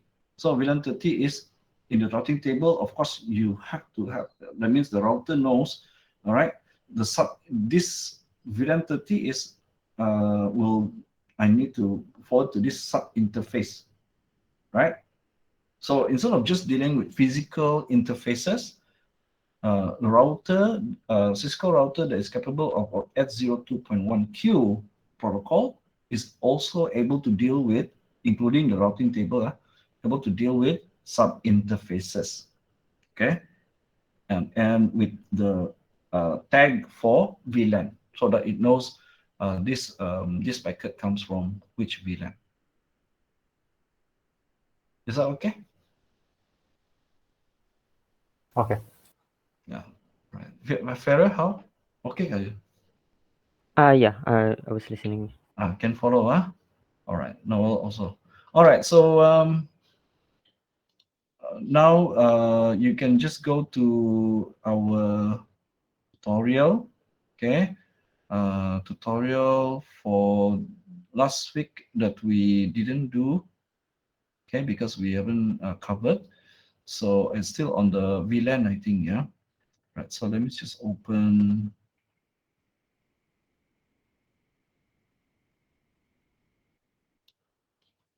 Right.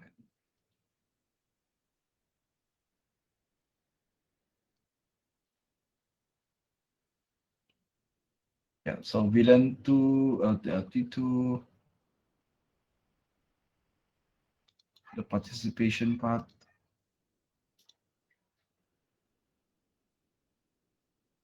Okay, so we've reached up to question 6.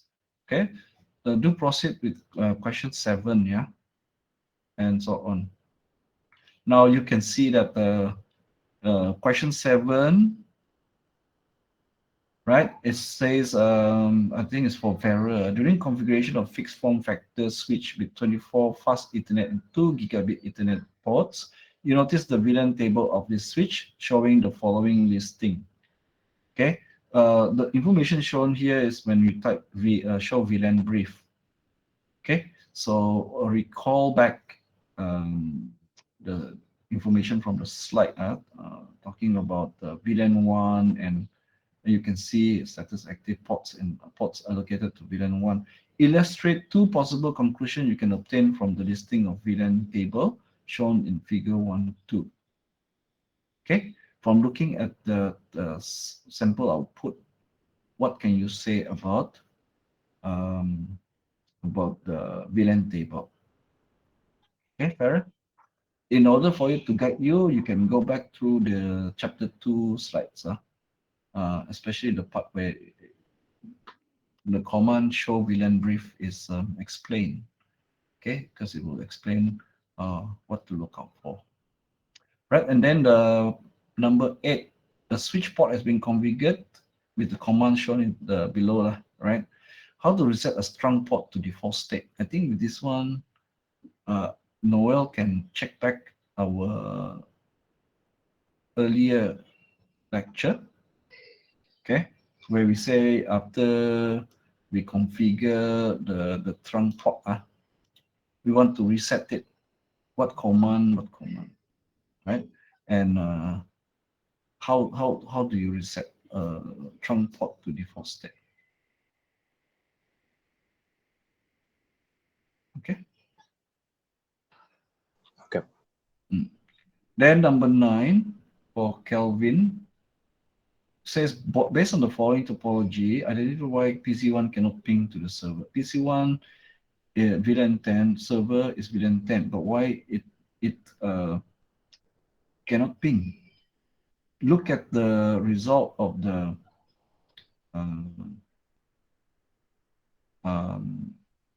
listing, right? Okay, and then try to answer what do you think? What happened? Why it cannot ping? Okay, number 10. You guys work together to discover what is the error. You can work together by having a group discussion, right? You can see that the number 10, as a network associate, you are assigned to troubleshoot a misconfigured VLAN network. The topology and the configuration of VLAN network as shown in figure 2.1. Okay. and table 2.1 respectively. Your objectives are to locate and correct errors in the configuration and establish end-to-end connectivity. Means you can ping up if you end-to-end connectivity between PCA and PCB, right? They both belong to VLAN 10. Since they both belong to VLAN 10, there's no need for a router. Document the problems discovered and potential solution using the table 2.2, right? Now, 2.2 is this one, right? Cannot see the screen. Oh, sorry.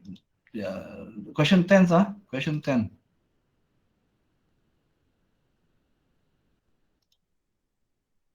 The last one, last question on the tutorial 2. Okay, so this is the documentation table, and this is the configuration table. Problem discovered and solution, and here is documentation table. What when you apply, what will you what comment you can put here? Now this is the commands done on switch 2. This one is for switch 1. This one is for switch 3. Take note the commands, right? And then you can basically try to identify what error have you made in switch 2, switch 1, or switch 3, or combination. Because right now there's a problem.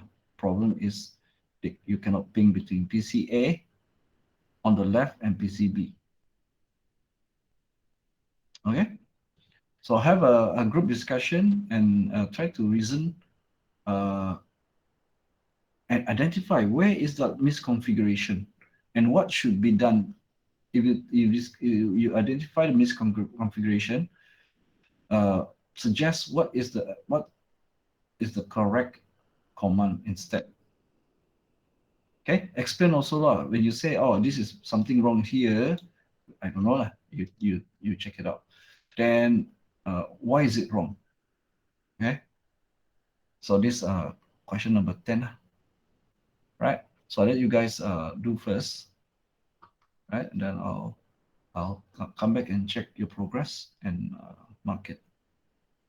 Okay. Okay. So okay, the rest, Kelvin and Noel. Okay. Okay. Okay.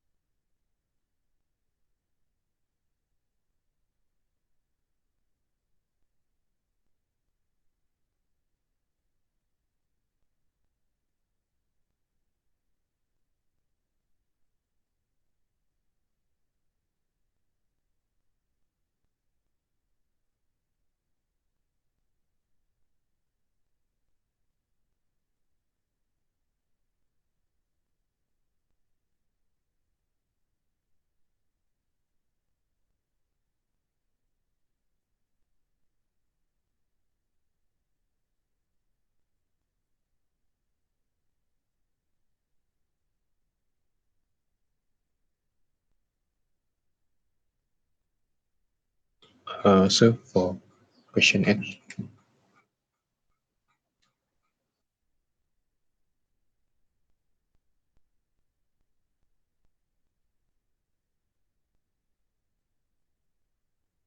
Noel, yes. I don't understand this one written in red color. Red color. Oh, Should I? Is it supposed to be there or This is number 8. Okay.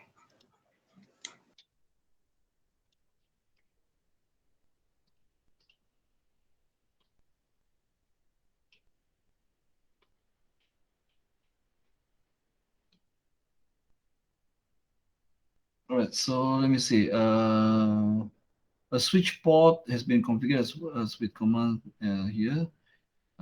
How to reset? Okay, interface F3, and then switchboard mode trunk. Switchboard trunk native VLAN 10. Where is F1 at G1 and F01 and G1 is missing. All right.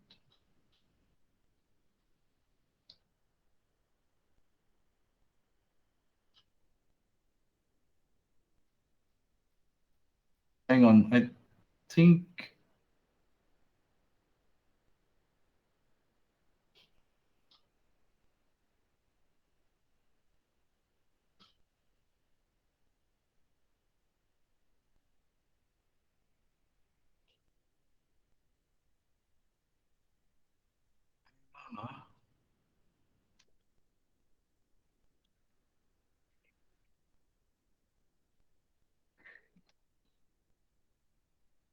I'm wondering whether there's a conversion problem. Hang on.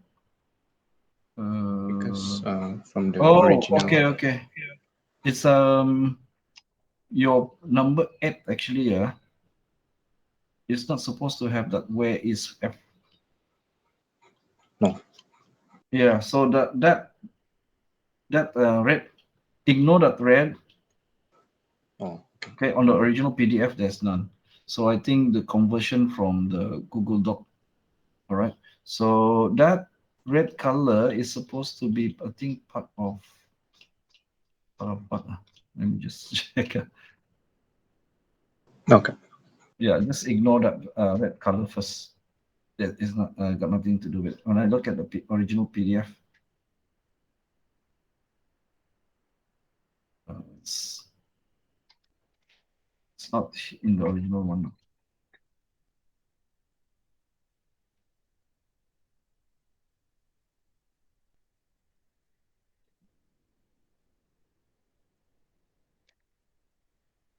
Does every trunk need a native VLAN? Yes. If you don't put in the native VLAN, basically your other traffic that is not able to be tagged will not flow. It means not be transferred through the trunk. It's a catch-all, basically. Those that does not support the tagging will not be transferred through the trunk.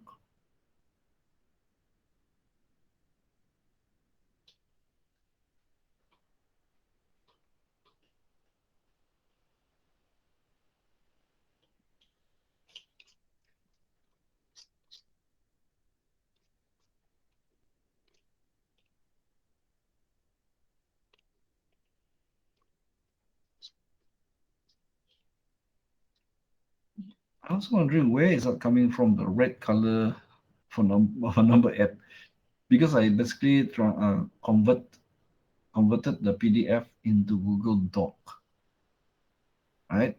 I can't see it in question number 8.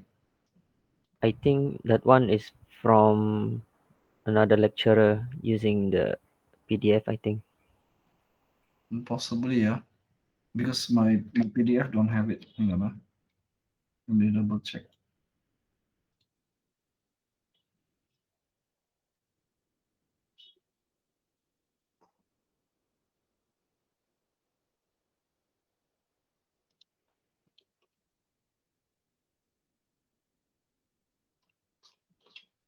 Yeah, just ignore it.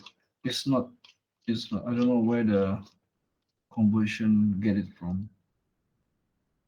Maybe it's hidden at the back. Sometimes, when you edit PDF, you can put something in front, bring forward, and then it's hidden at the back.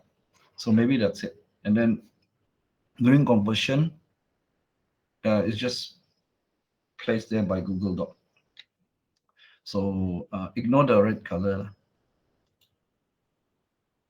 Okay.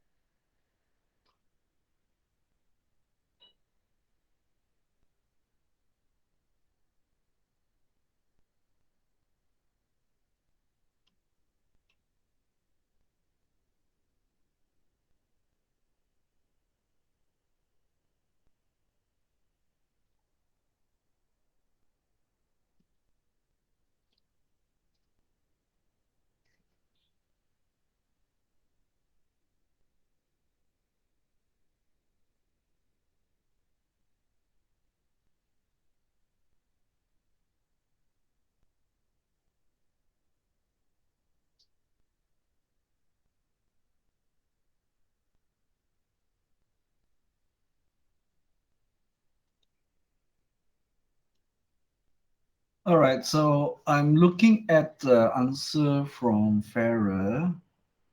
Okay, so re-enter switchboard access VLAN ID command. What do you notice, Farah? Okay, so in fact, there is there's something that is missing there, Farah. You look at the ports, you notice there's no uh, fast Ethernet port 1. Straight away start at port 2. Oh yeah, Yeah, I saw and that. Yeah. yes, and the gigabit also missing the gigabit 01, right? So let me just write it down here. Port FA01 and gig 01 is missing from the VLAN table. Missing, sorry. Missing. Right, so that's our observation. So why do you think it's missing? I give you a chance to answer that, Farah. There are two possibilities, yeah? There are two possibilities why the two ports, fast Ethernet 1 and gigabit Ethernet 1 is missing from the table. Can you try to see first? Why do you think it's missing?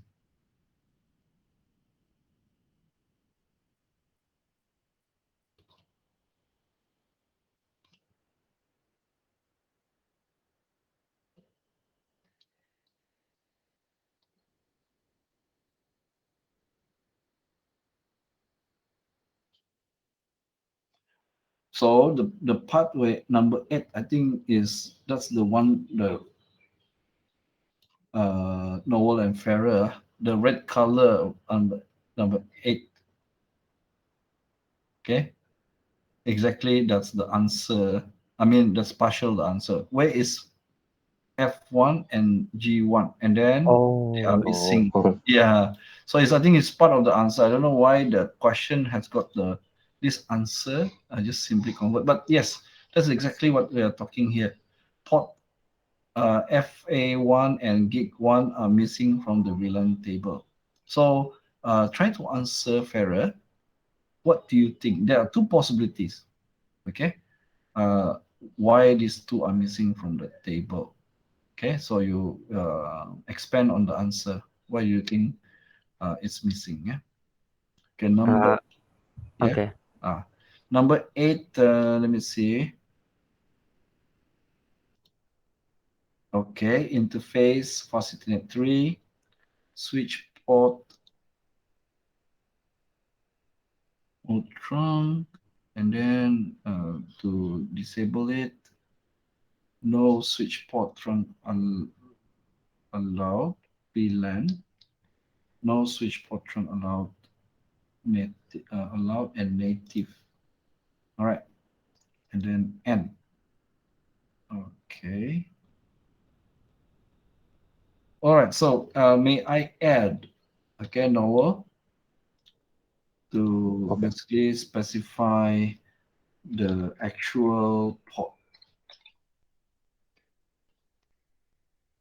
Okay, and that is for the VLAN, and for native, I think it's using 88, right? So additionally add 88 there.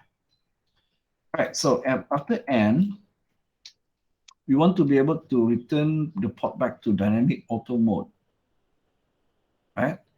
So how do you do that? You can continue. This remove uh, the VLANs is partial answer. Okay, so Noel, what additional configuration can you do? Oh, in switch to access. Yes, you yeah. I'll let you try. And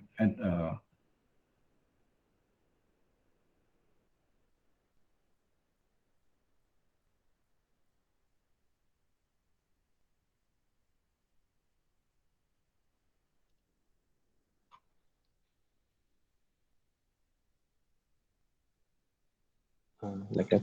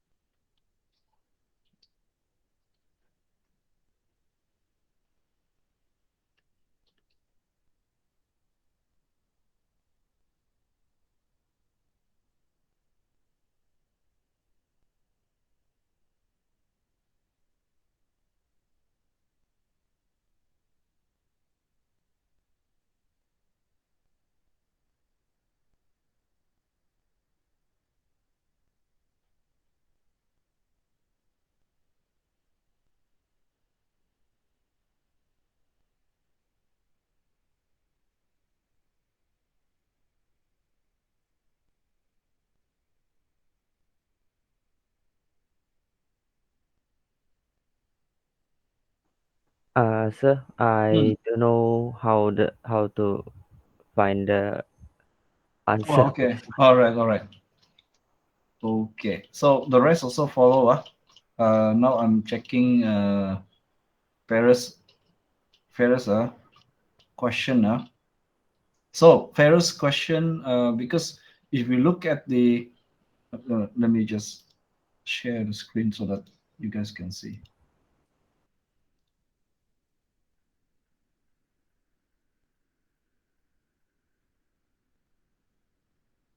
You can see, huh? All right. So you notice here the port part, okay, missing F1 and gig 1, right? Well, the first possibility, let me just type it out. First possibility. Okay. Now, the thing is, because this command, to get this command, we say show VLAN brief.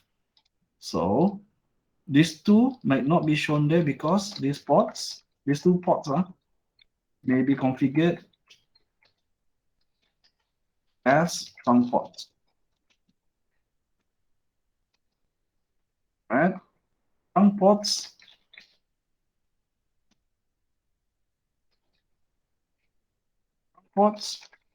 are not listed in the VLAN table, right? Because trunk ports, the usage for trunk ports is to allow multiple VLANs to travel through the trunk ports of the switches. So this one is show VLAN brief is showing the access ports, right? So first possibility these ports, these two ports F1 and gig 1 probably configured as trunk ports. So trunk ports are not in the VLAN table, are not shown. Right? Now, why I say possibility, because there's not enough information to tell us whether they are configured as trunk ports. But we can say that is one possibility. Second possibility is that when you are doing configuration, maybe these two ports are assigned to a VLAN, right? And you deleted the VLAN and you did not reassign these ports to another VLAN. The sequence must be this way. If you want to remove a VLAN where you have already assigned ports to the VLAN, you have to first reassign those ports to either to the the default VLAN, which is VLAN 1, or you reassign it to a different VLAN. Only then you delete the VLAN. Okay. If you just delete the VLAN, the two ports goes missing. Right. So a VLAN where these two ports been assigned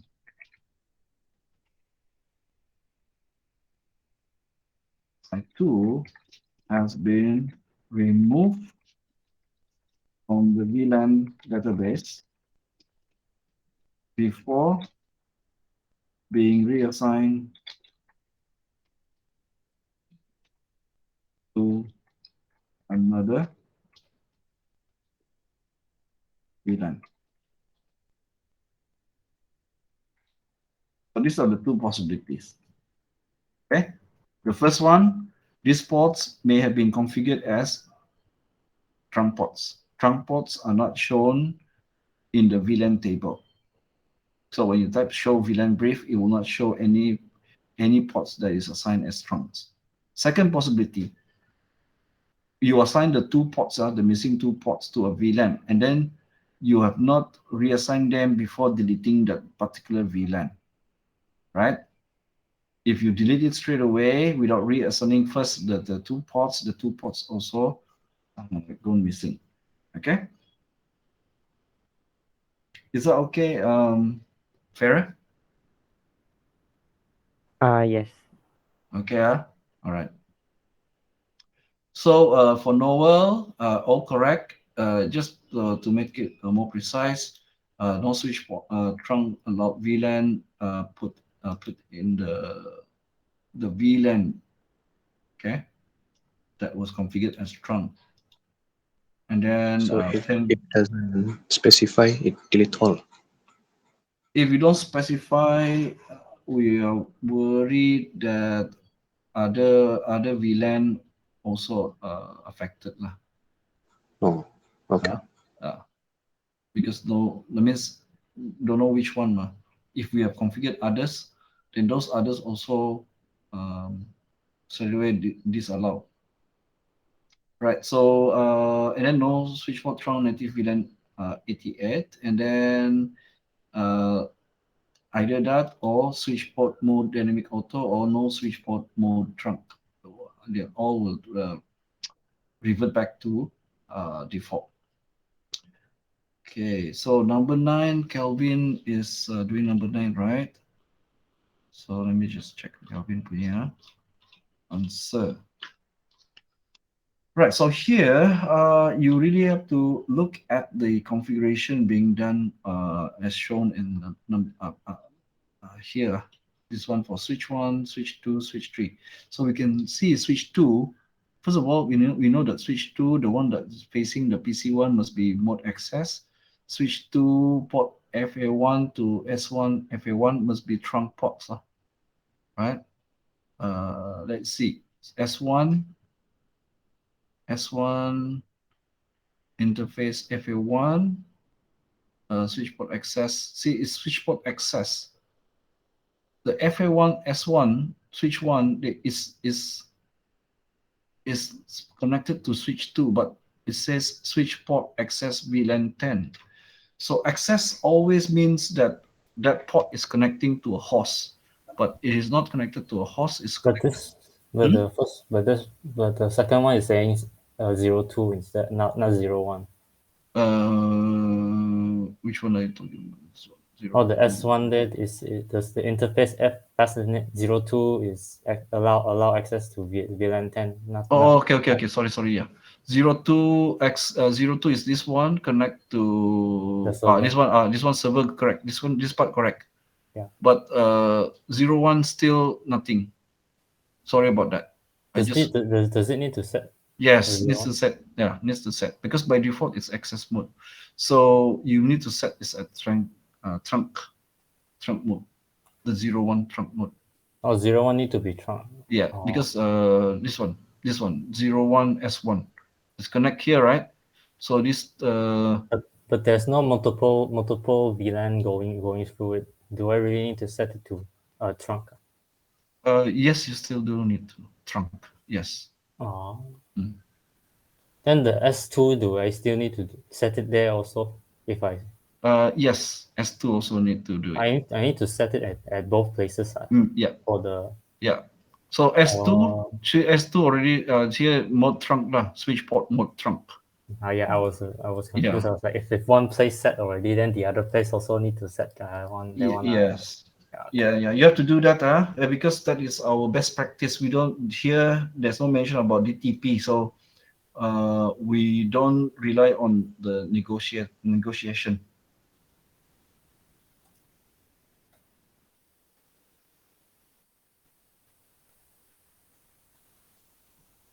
Right. So that is one part. Okay. Another thing. Let's see the S3. We cannot just ignore because we only want the PC1 go to the server only. PC1. Let me see. Since we already allow it to go from the interface. Yeah, correct. So correct. We can you're right. You can ignore the S3 because of PC2. Okay, but you notice something wrong there? Did you notice something wrong? The PC there's the trunk there. They didn't set the native. Yeah. And then they also didn't allow. So I need to write both of them, even though it's yeah. Can you just write so that later when you do revision, you can see that there's some. You put a note there, even though PC1 is not supposed to ping to PC2, but configuration for that, you list down the error as well. Okay. Yeah. So fast Ethernet 3 also, I noticed, yeah, there's a switchboard switchboard mode trunk.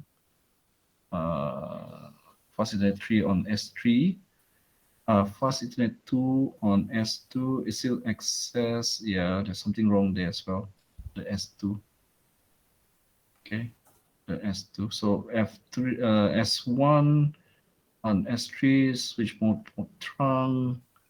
Yeah, okay. So that's okay actually. It's just a native can. The explanation okay, right? S1 and S2 did not set F1 as trunk with native VLAN, allow VLAN 10 and default VLAN.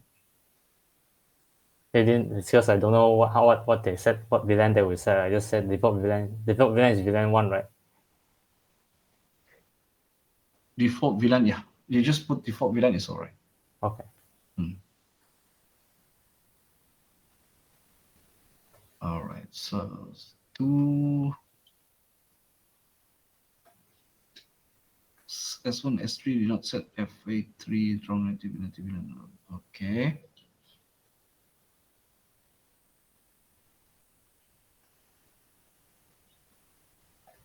Okay. Yeah, lah. The main thing actually is that one. The fast Ethernet 1 on S2 and fast Ethernet 1 on S1 must be both configured as trunk port. Then that's why the PC1 and server cannot talk to each other.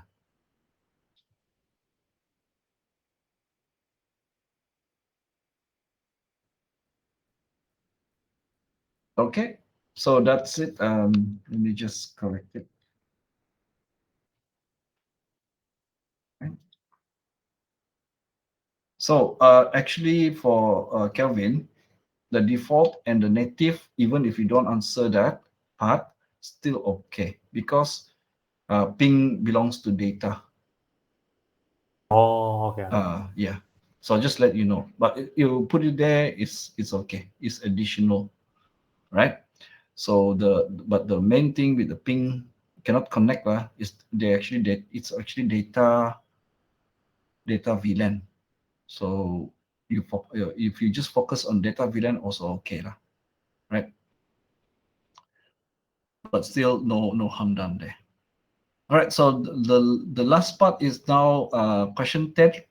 All right. So you guys try to see problem discovered. You chat to each other, talk to each other about what's wrong with this configuration for number 10 lah. Question 10. How many problems are altogether? So already found 3.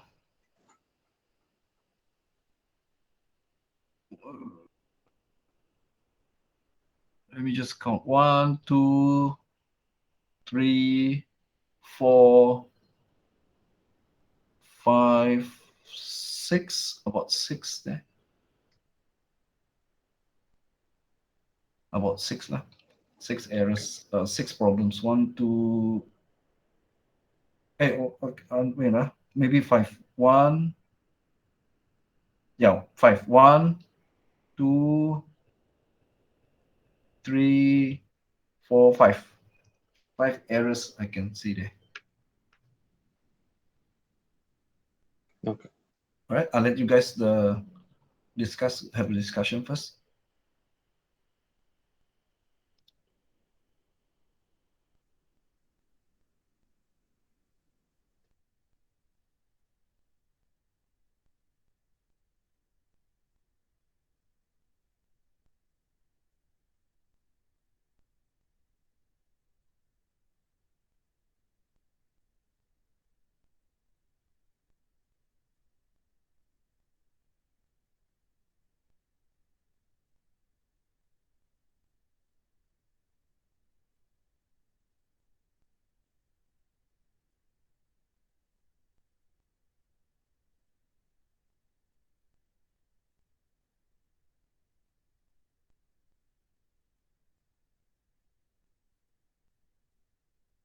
So every interface got problem lah. I see. Sorry. So every interface got problem lah. I thought.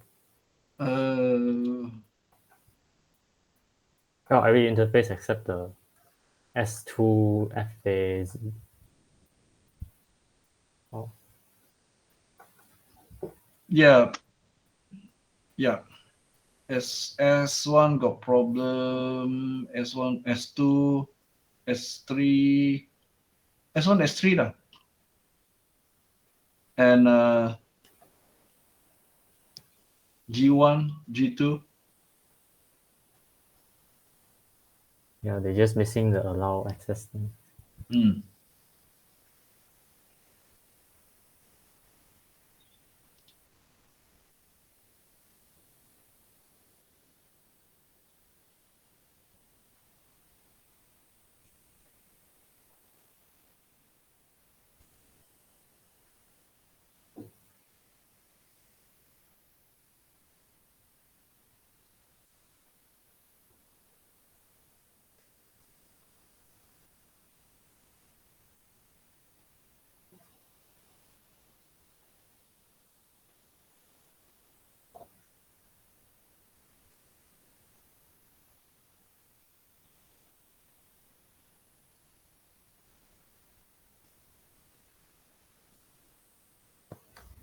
Can there be two problems in one interface?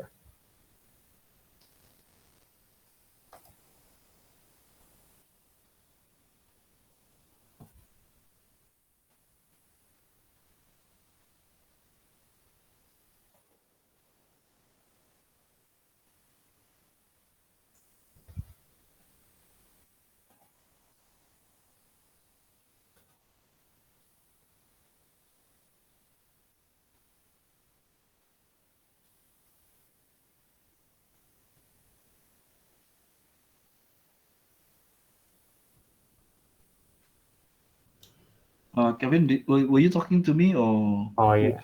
Yeah. What did you say just now? Oh, the S1 G01. I see two problems. Do I need to talk? Do I need to separate the problem, or do I Yes. just one at one time, or I just write Yeah, them yeah. one time? Separate it. Easier to see. Separate the problem.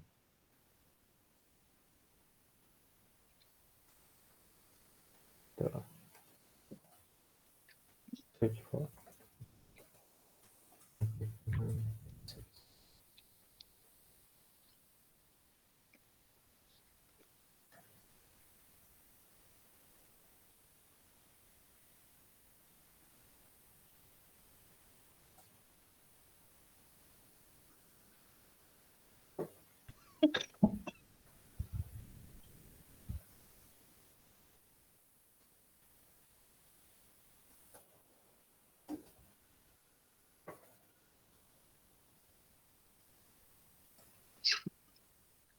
Some of the problem, same thing, but just different faces on it.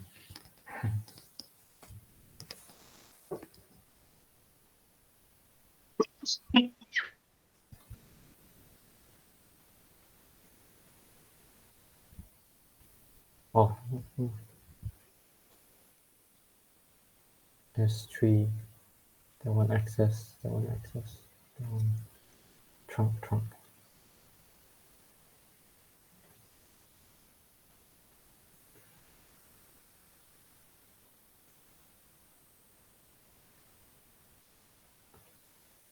There's three. What's that? No, I don't think you need to switch set to trunk or to set tree.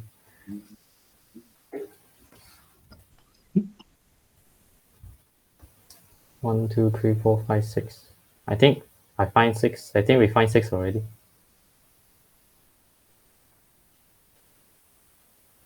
Can double check that. Can you double check the answers? Because Yeah. Oh.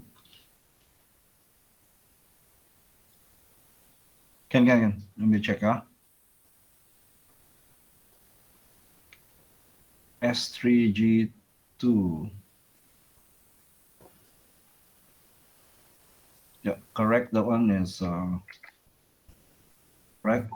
oh, I want set to count. G2 is set to access, supposed to be trunk, right? Oh, Switchboard mode is set to access on S3 G2.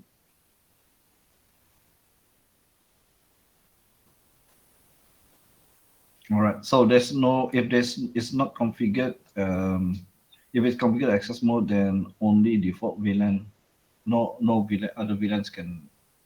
So the first one is correct. G1.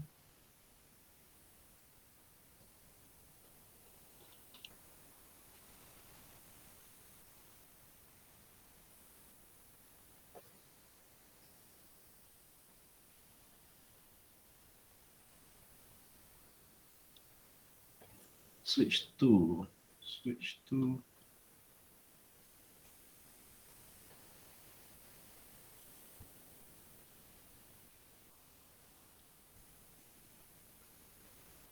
Switch to G1. Trunk didn't allow VLAN 10.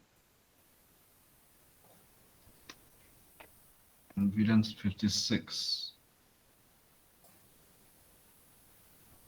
Called G1 interface. oh yeah. It says just it only set the native. It didn't set the allow. Is my wording wrong or something? Let me see. So on switch 2, interface gigabit 1, switchboard trunk native VLAN 56. And the connection for S2 give 1. So S1 for S1 gigabit 1 switch mode trunk. Mode trunk VLAN 56, but oh yeah. So the native VLAN 56 on gigabit 1, but on gigabit 1 on S1 is still on default, right? VLAN 1. So that's the problem. Hang on. You're talking about gigabit Ethernet, all right? Gigabit 1 on S2 and S1. So yes, correct. The 56 VLAN 56 is set for S2, but not for S1. But VLAN 10 is actually set at the fast Ethernet 11. Doesn't the trunk need to allow both of the VLAN to pass also? Yeah. We focus on 56 first. Okay, so I put correct here first, so I know one by one. This one. Okay, so this one. And then you're saying the trunk don't allow VLAN 10 on that. Okay.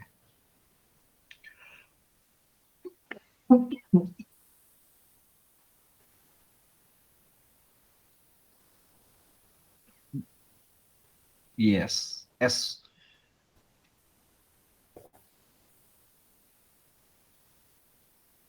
So VLAN 10 on S2 is not set. What about S1? Oh, S2, yes. S1 and tiada. Right? S1 data. But you put it's S2. Oh, you mean the gigabit, right? Gigabit, what? On S2. You're talking about yeah. The third problem? Or the second problem? S3 FA11 did not allow access to VLAN 10.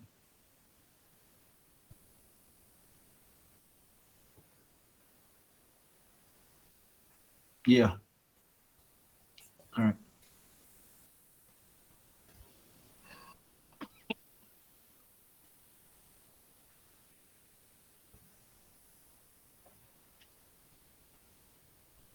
Number 3, correct. You need VLAN 10 also on the access access port.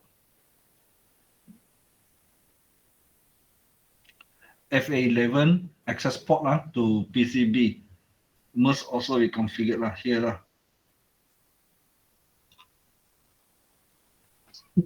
In fact, VLAN 10 must be configured all.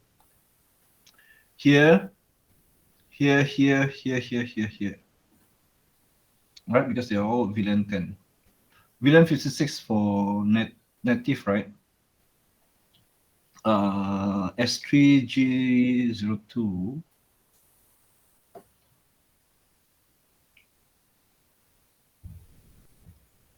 Trunk didn't allow VLAN 10. Okay, yeah. Trunk did not set native VLAN S1G01. Yeah. Switchboard mode is set to access on S1G2. S1G2. Yeah, wrong. That is wrong. S1G1.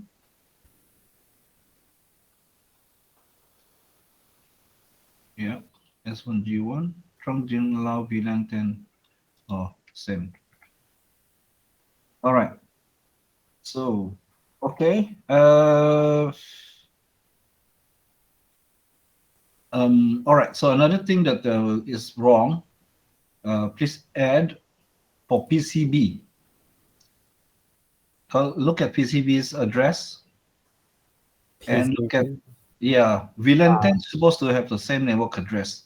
Yeah, I was wondering if Yes. That one is that's something that's definitely wrong. Oh, we need to point that out also. Yeah. Oh. PCB network IP address does not belong to VLAN 10. Okay.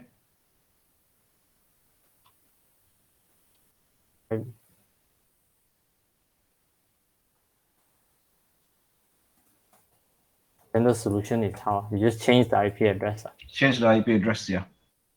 To any IP address within the 192.168.10.0/24. It's changing IP address. It's changing IP address easy. Yeah. Easy. Just pick one address, unused address from the 192.168.10.0/24 network.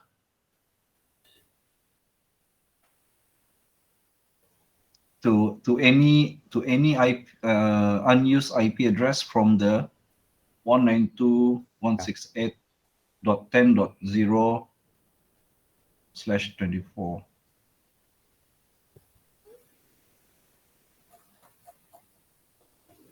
Yeah, just any random one that's not user. Yeah, any unused any unused IP address from the 192.168.10.0/24 address.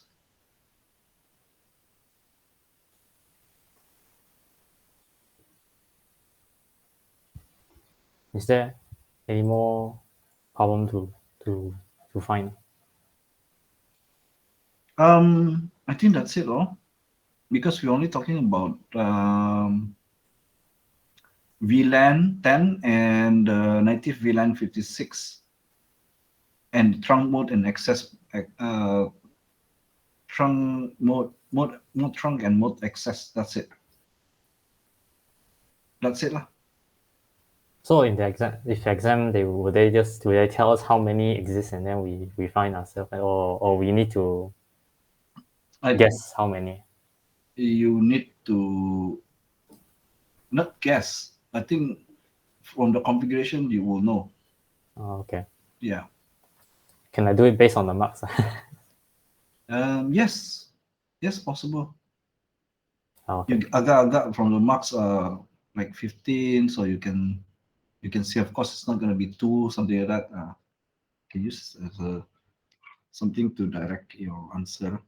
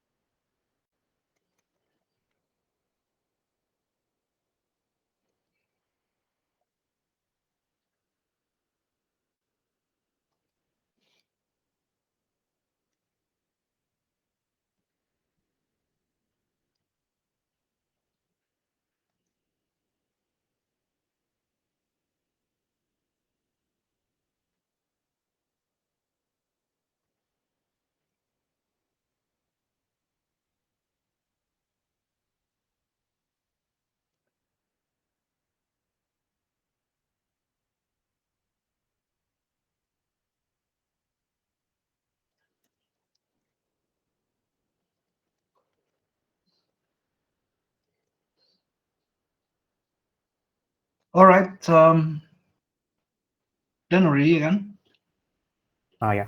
Any question? Any question at all from you guys? Apart from here. No. All right. So if everything okay, what about Farah? Farah is okay with you? Yes, okay. You're following? You're following us, huh? Yeah. Yeah. Okay.